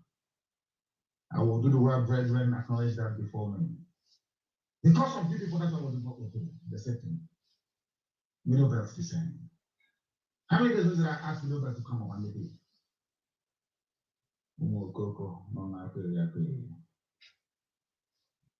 That is why I am glad this evening that the Middle Belt have released their country flag, their currency, and coat of arms, and we must encourage them. I'm encouraging Middle Belt to continue to do what they're doing, because that is the right way to go. Freedom for everybody. And they will get oil and gas from Biafra land for free. And for those of them saying, oh, we are from South, we are from Nigeria, and all that rubbish. Remember also, we have the largest gas field in Ohaji. We have oil in Ebema, we have oil in Mbide, we have oil in Awamama, we have oil in Aguleri, we have oil in Lukuta. Yeah, are you listening to me? Oil everywhere, you know, wow. In Abia, it's so-called Abia State where I come from. There is oil. There's oil in Obaru. If you go to River Niger, you see oil coming out of the bed of River Niger. You will see it there. It's just like an art. Because of the Janjaweed in the north, I mean, we're talking rubbish. So even the oil we have in Igbo-speaking territory of Biafra alone, we can supply all of you free oil and gas in perpetuity. Middle belt will stand on your own. We are going to dredge River Niger all the way to Lokoja. So you will have free, in fact, we will internationalize River Niger.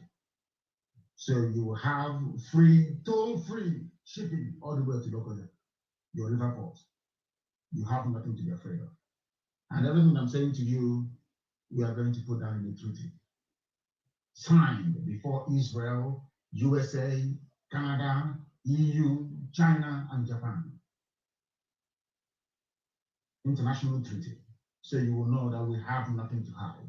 We want everybody to be free. Our fight is not about oil and gas. I keep saying that to you all the time. We will give you oil and gas for free. That the very treaty guaranteeing that will be overseen by the international community. So we cannot renege on it. I want you to understand that to this very day.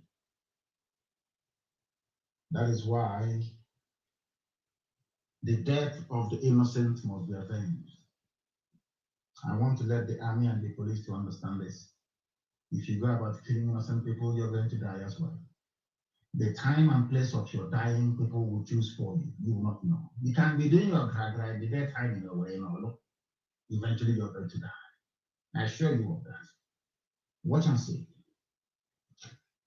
Hope of them man will not be there when you're dying. You saw that guy you're doing now, shooting gun, they're jumping up and down.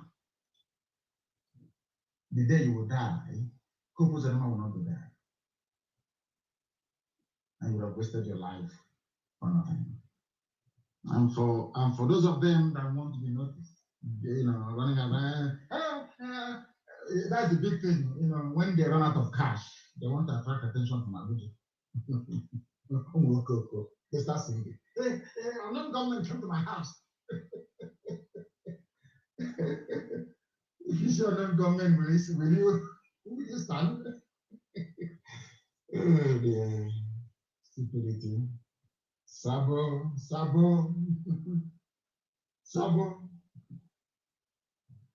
well with them. In the middle belt, they're crying.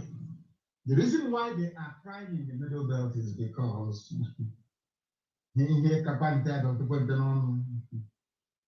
if you have said to Benue people and TV people to be precise, who are crying today that Ojukwu meant well for you, I'm sure today they'll say it. Ojukwu went to Abuja to negotiate restructuring. They rejected it. They lied. They used their media preponderance to propagate lies against the innocent man. They levied war against Biafra. The first shot of the war was fired at Gakem,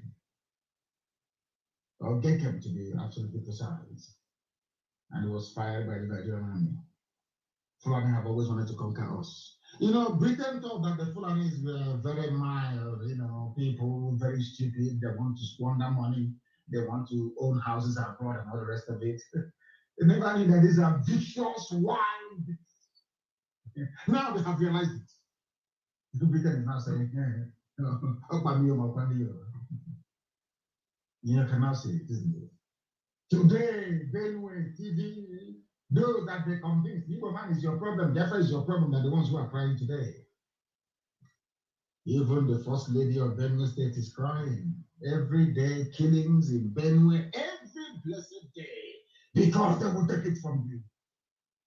Unless you rise up now to do something. No fewer than 17 persons, including women and children, have been reportedly killed, slaughtered by headsmen in the home of the wife of the Benue State Governor, Mrs. Eunice Upper. Very clear, isn't it? The same people that call you North, we are from the North, we North against the South. Now they're the ones who are slaughtering you. What does that tell you about these people and their mindset? What does that tell you about the way they think and the way they reason? What does that tell you about your new alliances? The alliances you should be forming is with the South. Benue, Middle Belt, you must know this. Your future lies in aligning yourself with Biafra and the Duduwa. Anything else is suicide, because those people, they will take your land from you, they will kill you, they will impoverish you, they will rape your children, they will abduct you for ransom, and the police will not do anything because all these crimes have just enumerated. They are all not federal offense, and you don't have state police to arrest them. This is how clever the Fulani is. That is why we must rise up now to challenge them. That is why we must defeat them. All it takes is for all of us to rise up at the same time. If we decide tomorrow night that we're all going to come out on the streets tomorrow across the Middle Belt and the South, this whole game is over. They will send, in fact, police will even come because we'll kill them. They can't even come. Are they mad?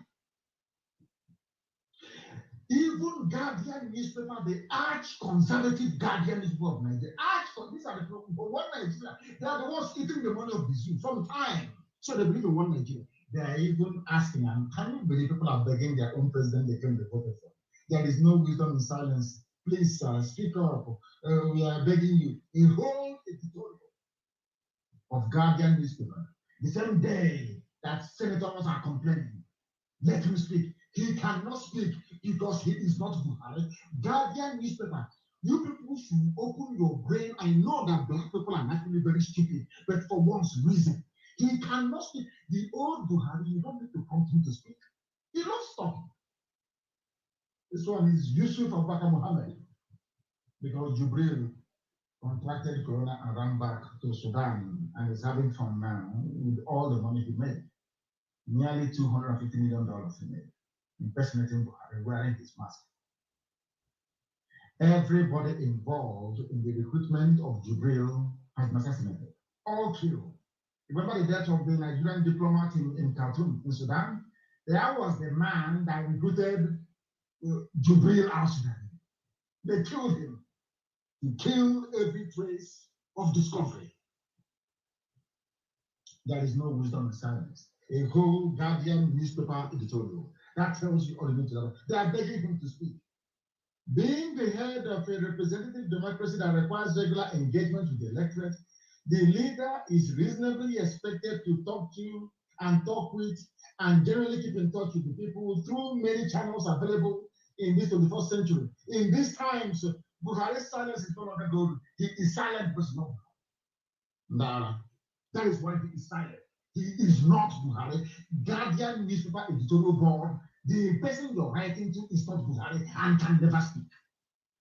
Unless they carefully prepare him once, 10-minute speech, once every 6 months. And you people are condoning such nonsense because you allowed these people to exist. You allowed the Fulani to get the upper hand. Yoruba media, you gave Fulani the upper hand. That is why they are doing what they're doing. The complacency of the Middle Belt, the complacency of the Middle Belt, the likes of Gowon, of Danjuma, keep shouting the one Nigeria and they swallow you up. Keep shouting your own Nigeria, and they will swallow you up. Please come and speak to us. Come and speak to us. The army will never invite Sheikh Gumi, but the army can adopt Madam Baka. The army cannot go and invite any bandit in the north because it's not on the fence, but the army can summon an Ondo lawyer for saying that 3,400 people are camped in their area to tell you that these people, they planned all these things. Why you Nigerians cannot see it, I don't understand. A legal Mr. Wole Odushola said that there are about 3,000 Fulani men taking shelter inside Okitipupa army barracks. These fighters, they come and they stay in army barracks. He's a lawyer. They stay Fulani. These people, Nigeria, you people, you don't deserve to live. You deserve what the Fulanis are doing to you. Fulani will go and bring killers and murderers, terrorists, and put them in army camp. And the army will provide them support. When I told you that the army provides support for Fulani terrorists, you never believed me, but it is here.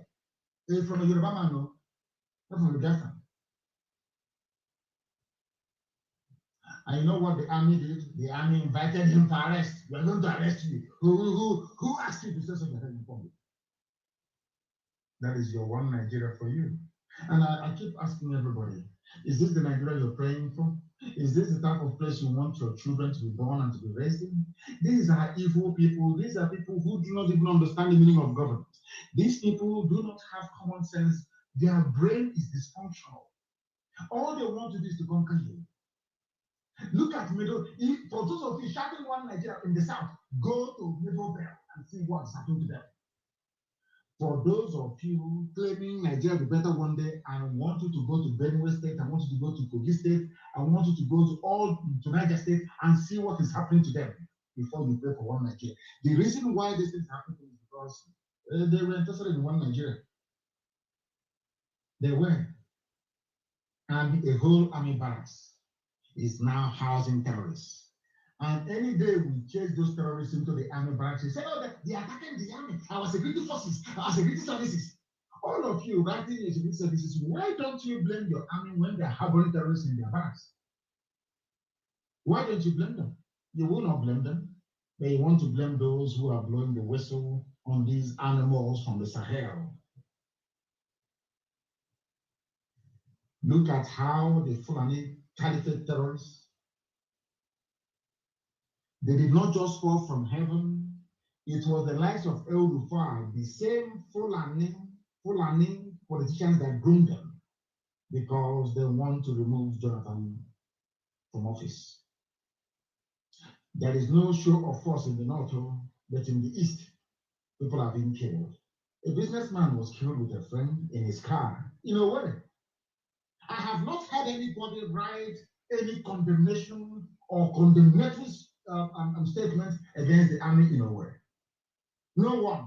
If any day there is revenge attack by a non-gunman on these people, you start writing your rubbish. Now that this man has been killed with his friend, for not just he's a businessman in his car, they shot him dead.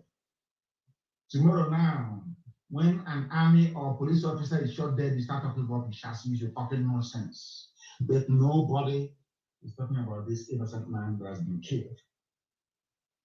The zoo is the way it is today because of people from the south encouraging evil that the Fulani people have been doing.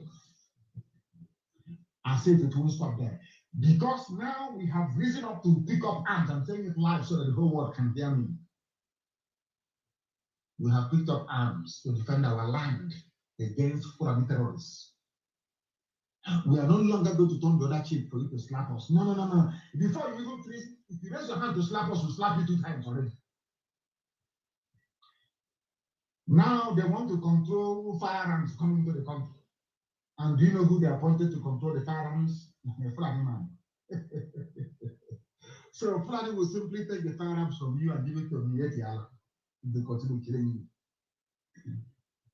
They said that their president, Yusuf Abubakar Mohammed of aka Muhammad Buhari, has approved the establishment of the National Center for the Control of Small Arms and Light Weapons. And who is going to head it? Nigeria and federal character. I remember when they used to torment Jonathan on federal character. You implement federal character. You're no longer following federal character. Yoruba media was busy pushing Jonathan. I don't know why the Yoruba media are afraid of Hausa. I do apologize to Hausa. Afraid of Fulani people. Yoruba editors, why are you afraid of Fulani? You wretched, liver cowards. Why are you afraid of Fulani? On that Jonathan, you are writing junk, all man of rubbish. Yoruba pastors every day preaching against Jonathan, coming out and having rallies. All of a sudden, you can no longer have rally under your fearful Fulani masters. You're cowering like a wretched coward that you are. All of them. Thank God for the young men and women of Oduduwa land. They have risen up. They're the ones that have respect for. And of course, fire the banjo. The rest I have no regret for them. Look at Yoruba pastors, what they were doing. They built 10 billion people auditorium, collecting money, to speak the truth to power, you cannot do it. You cannot do it. And you call yourselves men of God. You are not men of God. You are men of Lucifer.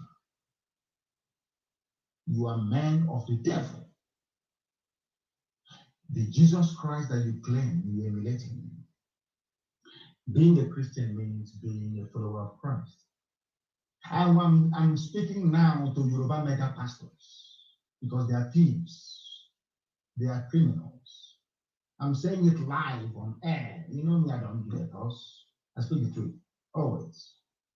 Yoruba pastors and their media are evil. Yoruba pastors, I want to teach you the Bible because you don't know the Bible. I want you to refer back to your Bible. I don't have the exact verse, no, whatever, but I want you to go back to your Bible. Yoruba pastors, the mega pastors. Not the man on House on the Rock, not is it Adefarati? Is it Adefarati? He's called Adefarati. I don't know his name. I am exempting the pastor of the House on the Rock. He's a good man. I'm the man of God, I must say. So I must qualify what I'm saying. But you see the other ones with private jets and their white suits, criminals, businessmen with the Bible. I don't want to curse them because there's no need. I don't want to curse them. You people attack Jonathan about federal character. That not enough Yoruba people are in the service of the government at ministerial level, then you complained.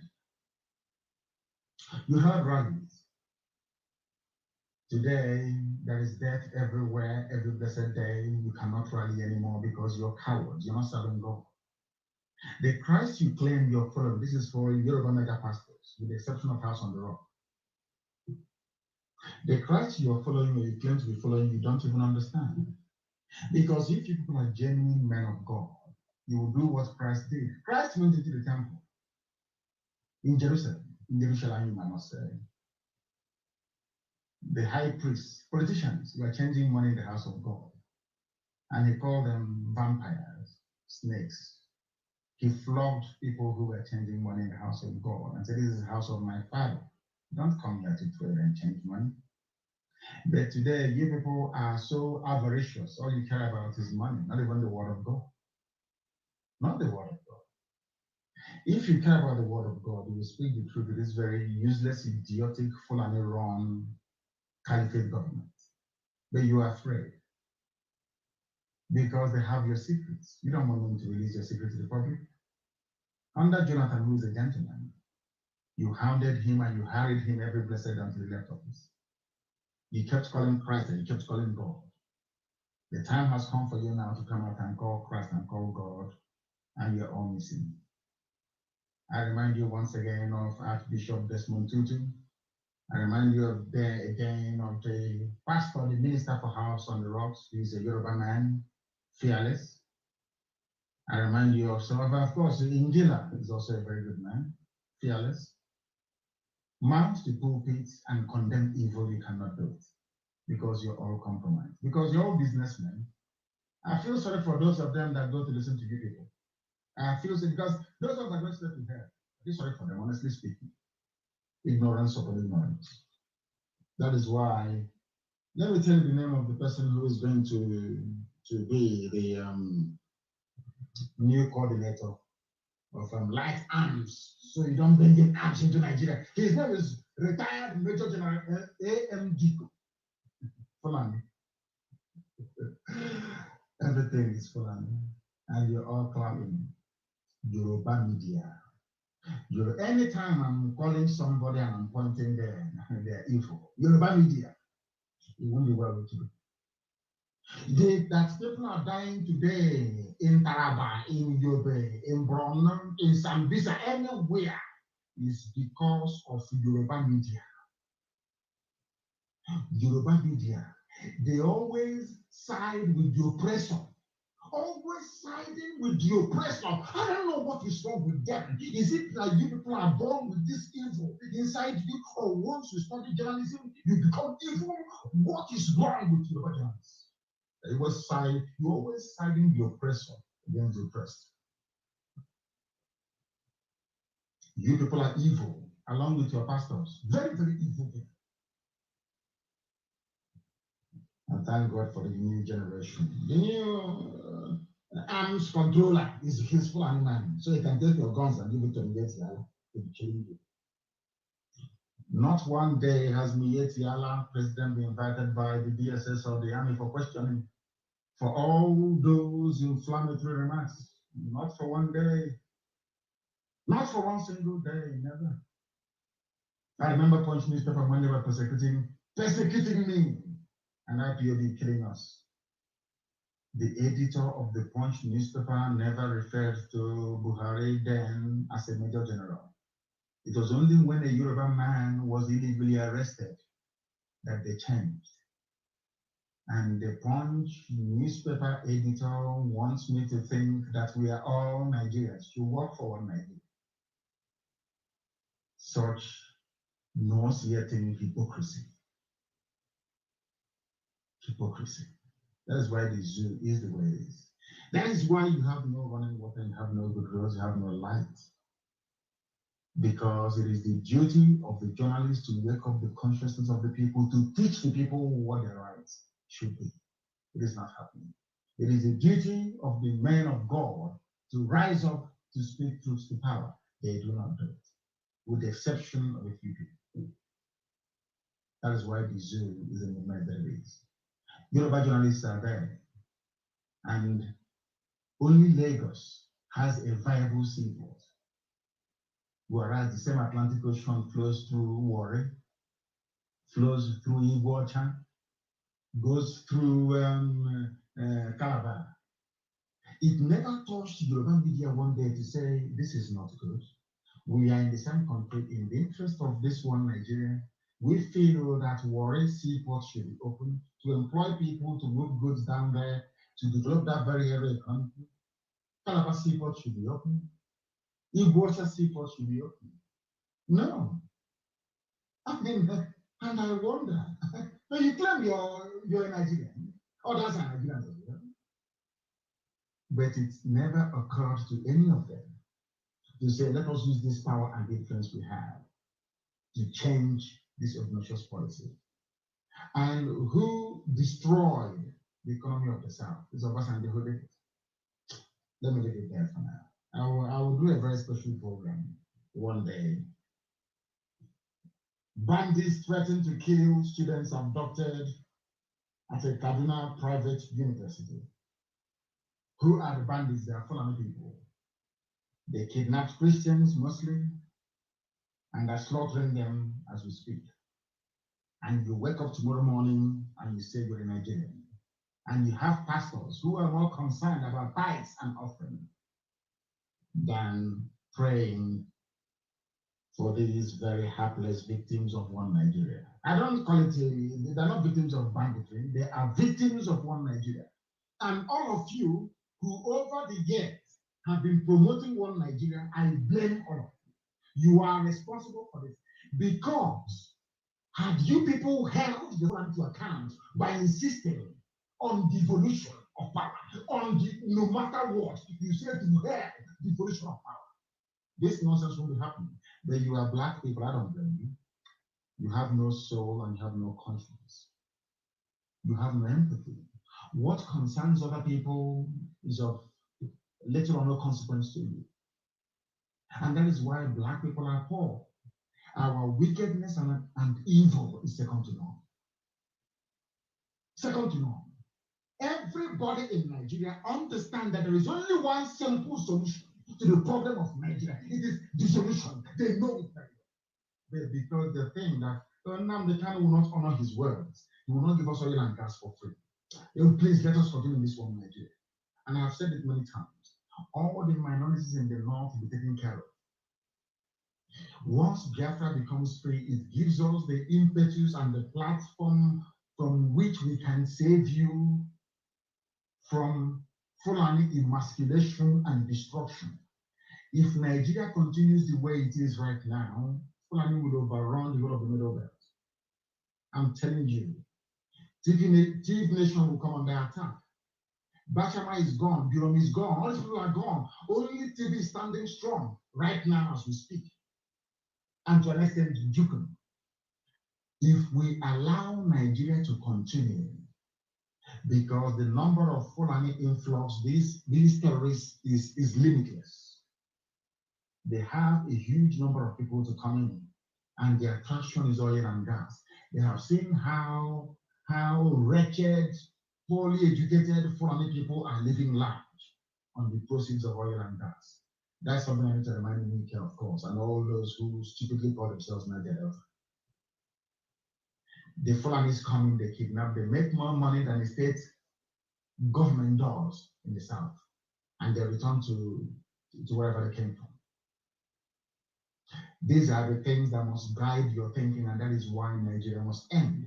As I said a few days ago, Nigeria must be dissolved. Let everybody go back to where they come from. If they now wish to come back together to form a country or whatever, is entirely their business. Let the people decide. That's what we are saying. Let the people decide. There is no need calling for a coup for somebody to take over a government. No, not at all. Call for popular uprising and ask the army not to open fire. That's all. Even the army understands if they open fire, they are there. University students being abducted every blessed day. And all a pastor is interested in his tithes and offerings. Very, very sad indeed. I don't blame these kids who are being kidnapped. I blame those that wish to sustain one Nigeria. And as they are kidnapping people, I don't even want to be talking about the state of insecurity that we have across the zoo. 13 more people are killed as armed headers, no longer armed Fulani terrorists, but armed headers attack Benue community. Benue is under attack and under siege. The sooner they reach an agreement with us, the better for them. So we can move ESN there to checkmate them. We know how to fight them.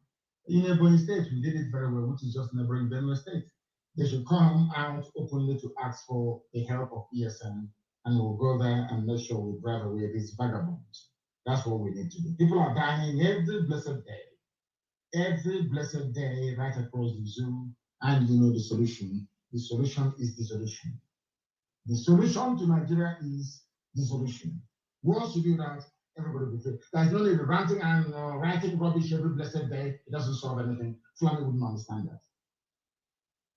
The killings can happen in Benin, not in our land. You come to our land, you kill us, we kill you back. It's as simple as that. If you're police or you're army or anybody you kill, just one day. We may allow you 1 or 2 weeks to breathe. After that, you'll be dead. If you kill us, we're going to kill you. So under this climate that you have people saying, South will not be annexed. I don't want to talk about this great harlot. South will not be annexed. Buhari's aid backs in weekend. You just imagine it. The same thing that they did from the Middle Belt. The same thing that some fools did from Yoruba land. The same thing that some Ifule did in our land. Look at it now that it's Fulani at your doorstep and you're crying and you're lamenting. South will not be annexed. And you went to school. And I tweeted actually. I said, I made a tweet which was very popular today, I must say. I asked this great harlot. I shouldn't have responded to her, but I had to because to put the record straight. I said to her, if you say that South will not be annexed by Biafra, then tell your Fulani Janjaweed masters to refer to the 1966 coup by Nzogo as a South coup, Okanibo coup. That's number one. I'm sure that will shut her up. And the other lapdog, the other Fulani, Wike is the wife, the husband is Tambua. Dinaloya or Tambua. You know, ones who, I don't want to be, this is a family radio, I don't want to go too far. I don't know what they put in his mouth. I don't know what Tambua put in his mouth. Maybe it's lollipop, I have no idea. That is why he's talking rubbish. Talking rubbish. And they talk about South and the Niger Delta, all this rubbish. First of all, Imo State is a Niger Delta, for your information. Abia State is part of Niger Delta. For those of you idiots hiding under Niger Delta to be talking rubbish. That's number one correction. And number two, let us not label ourselves with this whole South, nomenclature, all this rubbish. Where is, who was the, maybe they wouldn't know because they didn't go to school anyway. Weekend. After snorting cocaine, you're talking rubbish. We can also ask you a question. Where is General Philip Effiong from? And by the way, did you know that General Philip Effiong was the last head of state of Biafra? Head of state, general, head of state. Are you aware of that? Where is he from? He's from South, you know. Okay, so you want people to have regard for you more than the head of state of Biafra land? I'm asking you a simple question. You claim you're from the south. Very soon you'll be very close to Argentina in your southness. I want to ask you a simple question. Are you telling me that people will have more regard for you than a general, a Biafran general and head of state, Philip Effiong, from your so-called south? I'm asking you. That thing your husband gave to you weekend, because I know you're not a man. I don't want people to accuse me of homophobia, because I'm not. Anybody can do whatever they like. That's their business. That's your boy. That is your husband. Maybe you go to Sokoto. They pull down your trousers and your boxer shorts. And as you know, you come back to Rivers to place you call Rivers to talking rubbish after stopping cocaine. If you know you cannot handle Tambuwal, don't. Why are you taking cocaine? Mike, why are you snorting? Why do you take cocaine? You don't want to feel pain. That's why you take cocaine. Before you go to bedroom with your husband. Not ashamed of yourself, idiot. You're talking rubbish. Philip Effiong from South, so to speak. The last head of state of Biafra. And that is why Akwa Ibom is doing us proud. The wretched slave. Look at Ken Seriwa. Are you more than Ken Seriwa? Look at Mbaka. Mbaka used to be with them before. You're a wretched, cocaine snorting idiot. In 2 years' time, if at all the zoo can survive, you come down. Then about one, you will see what will happen to you. Fool. Keep making noise for the gallery. Keep making noise every day, you make noise. So your husband will acknowledge you from the north. That, hey, that's my girl. He's doing well in Rivers. He's doing well. You're not ashamed of yourself. May Elohim have mercy upon your soul. You're one man. Democracy is one man, one vote. You claim you're a Democrat, you behave as if you're a fool, a tin-pot dictator. Every component, ethnic nationality in Biafra land will have the choice to choose via a referendum if they are to become a part of Biafra or not. That day, should you wish or choose to do so, you will only have one vote. And I'm even sure that your wife will vote for Biafra. Because cocaine has eaten your brain. The day they will take you, the day Fulani will deal with you, I can forgive anybody in life, I can never forgive you. The day Fulani will take you. Mark today's date, 5th of May 2021. Everything I say comes to pass, I'm sure you know that. The day they will deal with you, how they you on an hour. If after what Mbaka did for them, they are behaving this way, imagine what they will do to you. Very, very foolish man. A man whose local government starts with an Igbo name says he is not Igbo. The stupidity of these people is astonishing. If you're not Igbo, do you think, what do you think the German will see you as? So if you kill your fellow Igbo people, Fulani will promote you. Typical Sabo and a waste of space. Yet it was the same Igbo people that voted for Jonathan from your so-called South. The whole of South, how many votes did they give to Jonathan? Jonathan had the highest number of votes from the Southeast. True or false? We can. All these South garbage idiots and Niger Delta morons. Southeast gave Jonathan more votes than all of you put together. Twice. Because as one man said to me, where I asked him, why are you voting for Jonathan? He said, Jonathan is my brother. It's an inferiority complex. and the crimes you people committed, that's what is chasing you. You are afraid of abandoned property in Igbo Ocean.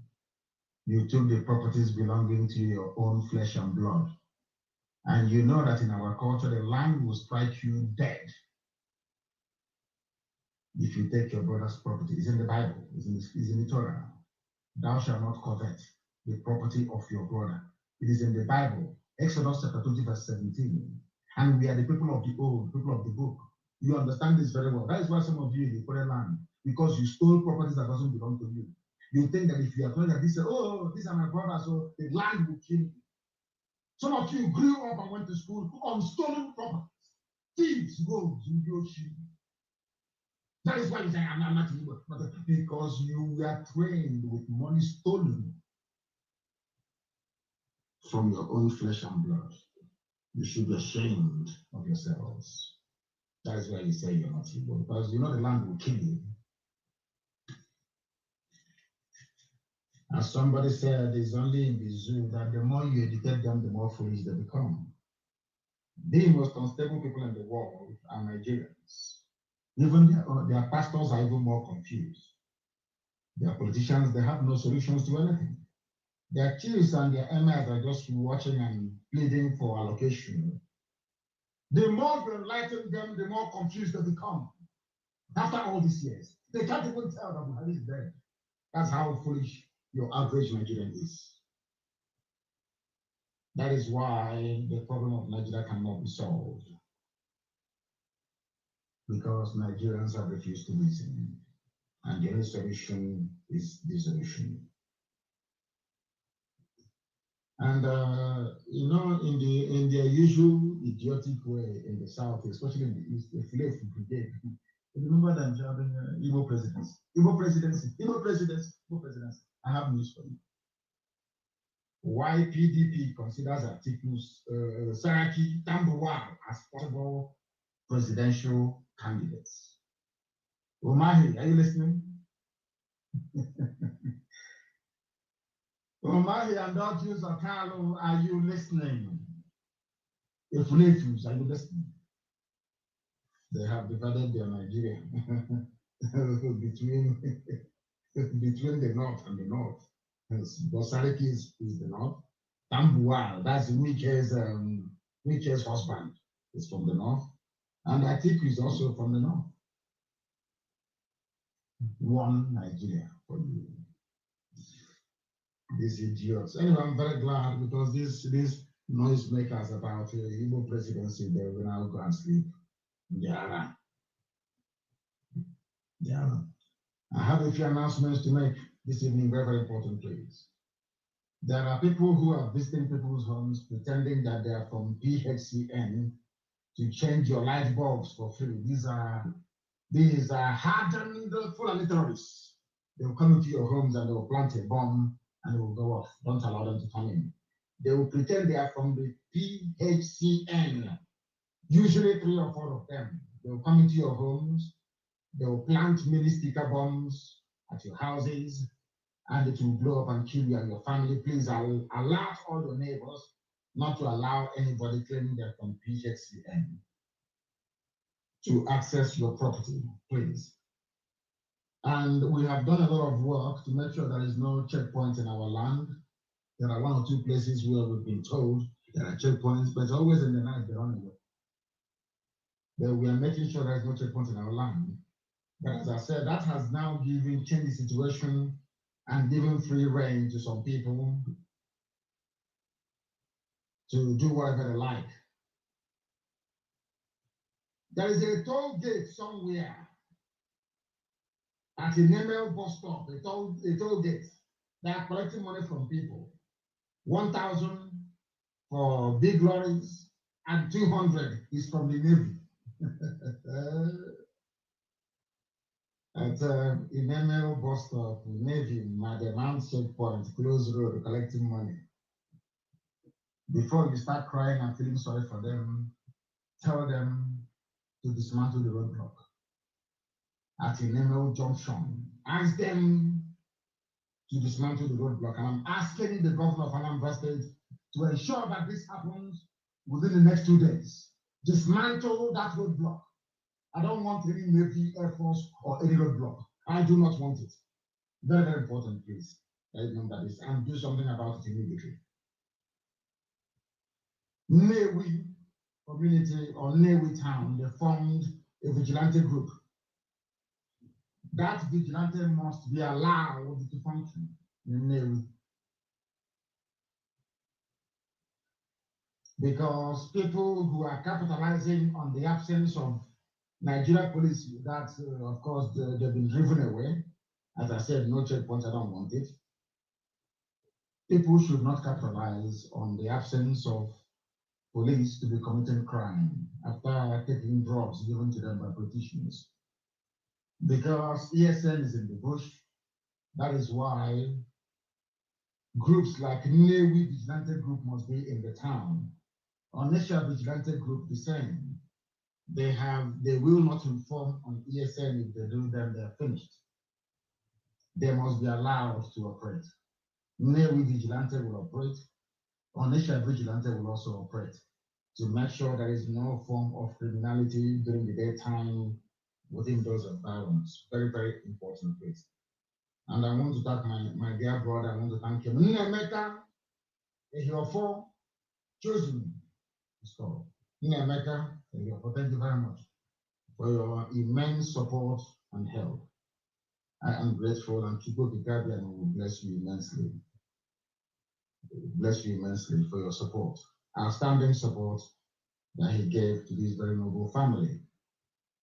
Thank you for that. And on that note, we have come to the end of our program today.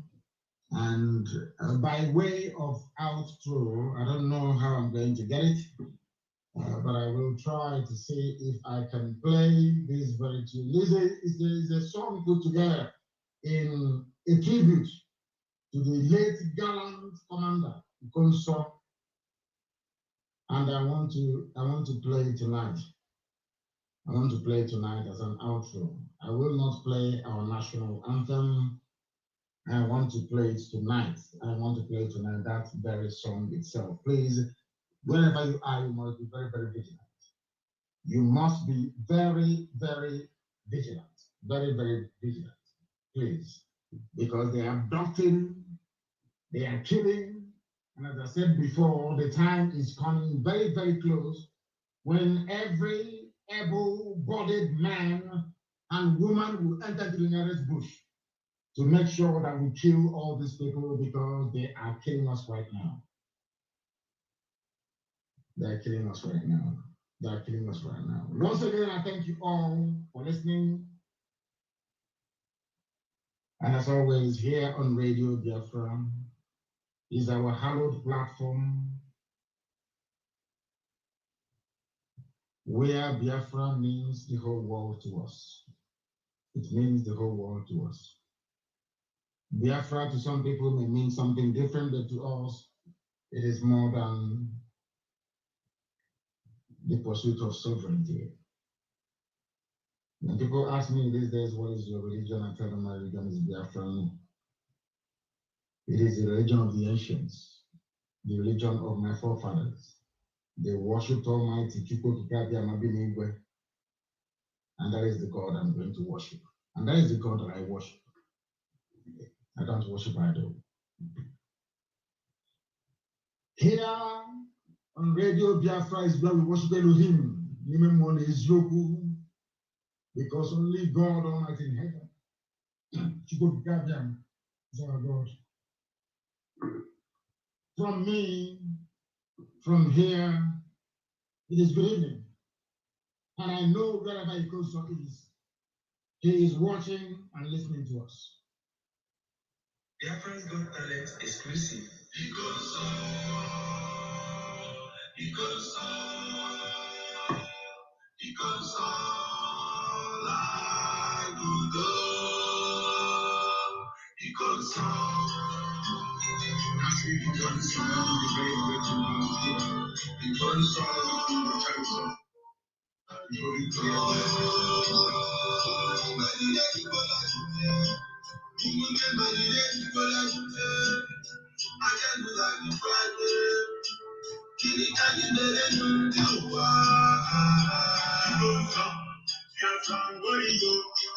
Freedom fighter, man. He goes so he's our hero. He goes so in the rest of the paradise. Like a soldier, and you die like a soldier. You never betrayed our motherland. Your legacy lives on. You are a gallant soldier, a veteran soldier, a veteran soldier. My brother, you will live on. Because you will live on. Because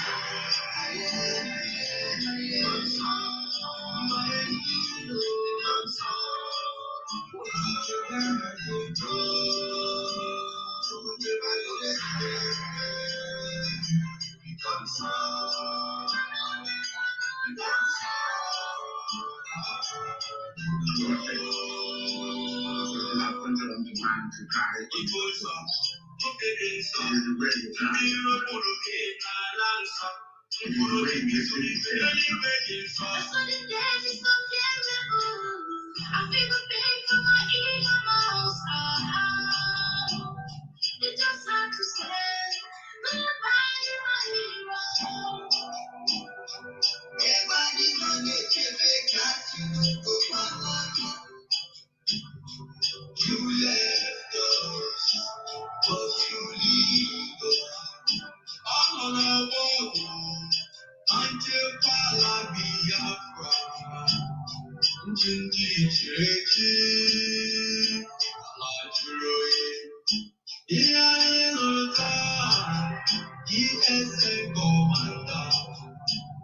Umunde Ayaye, Osamola.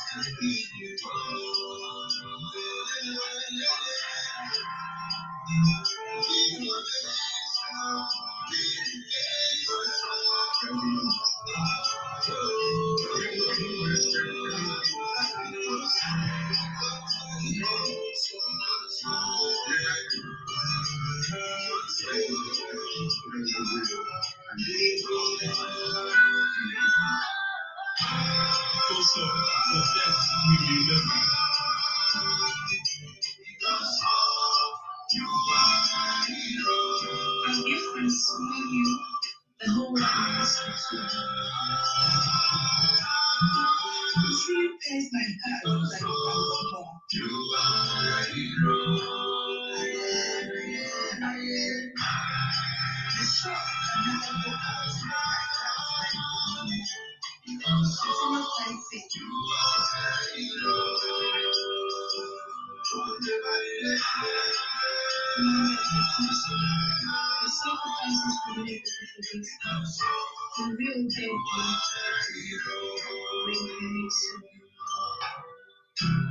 And the culture will be campaign without apologies will not very many more.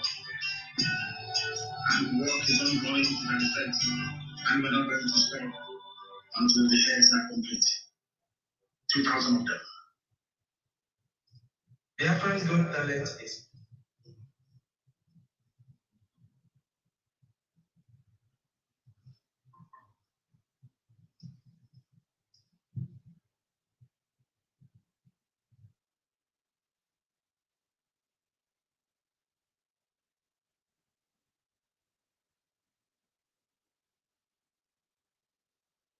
sowieso schon spät dran fürs Online-Meeting, weil die kleine Lara den Pulli doof fand? Und jetzt braucht dein Laptop auch noch ewig zum Hochfahren? Zeit zu wechseln zu einem Chromebook, das in nur 6 Sekunden startet, damit du sofort loslegen kannst. Wechsel zu Chromebook.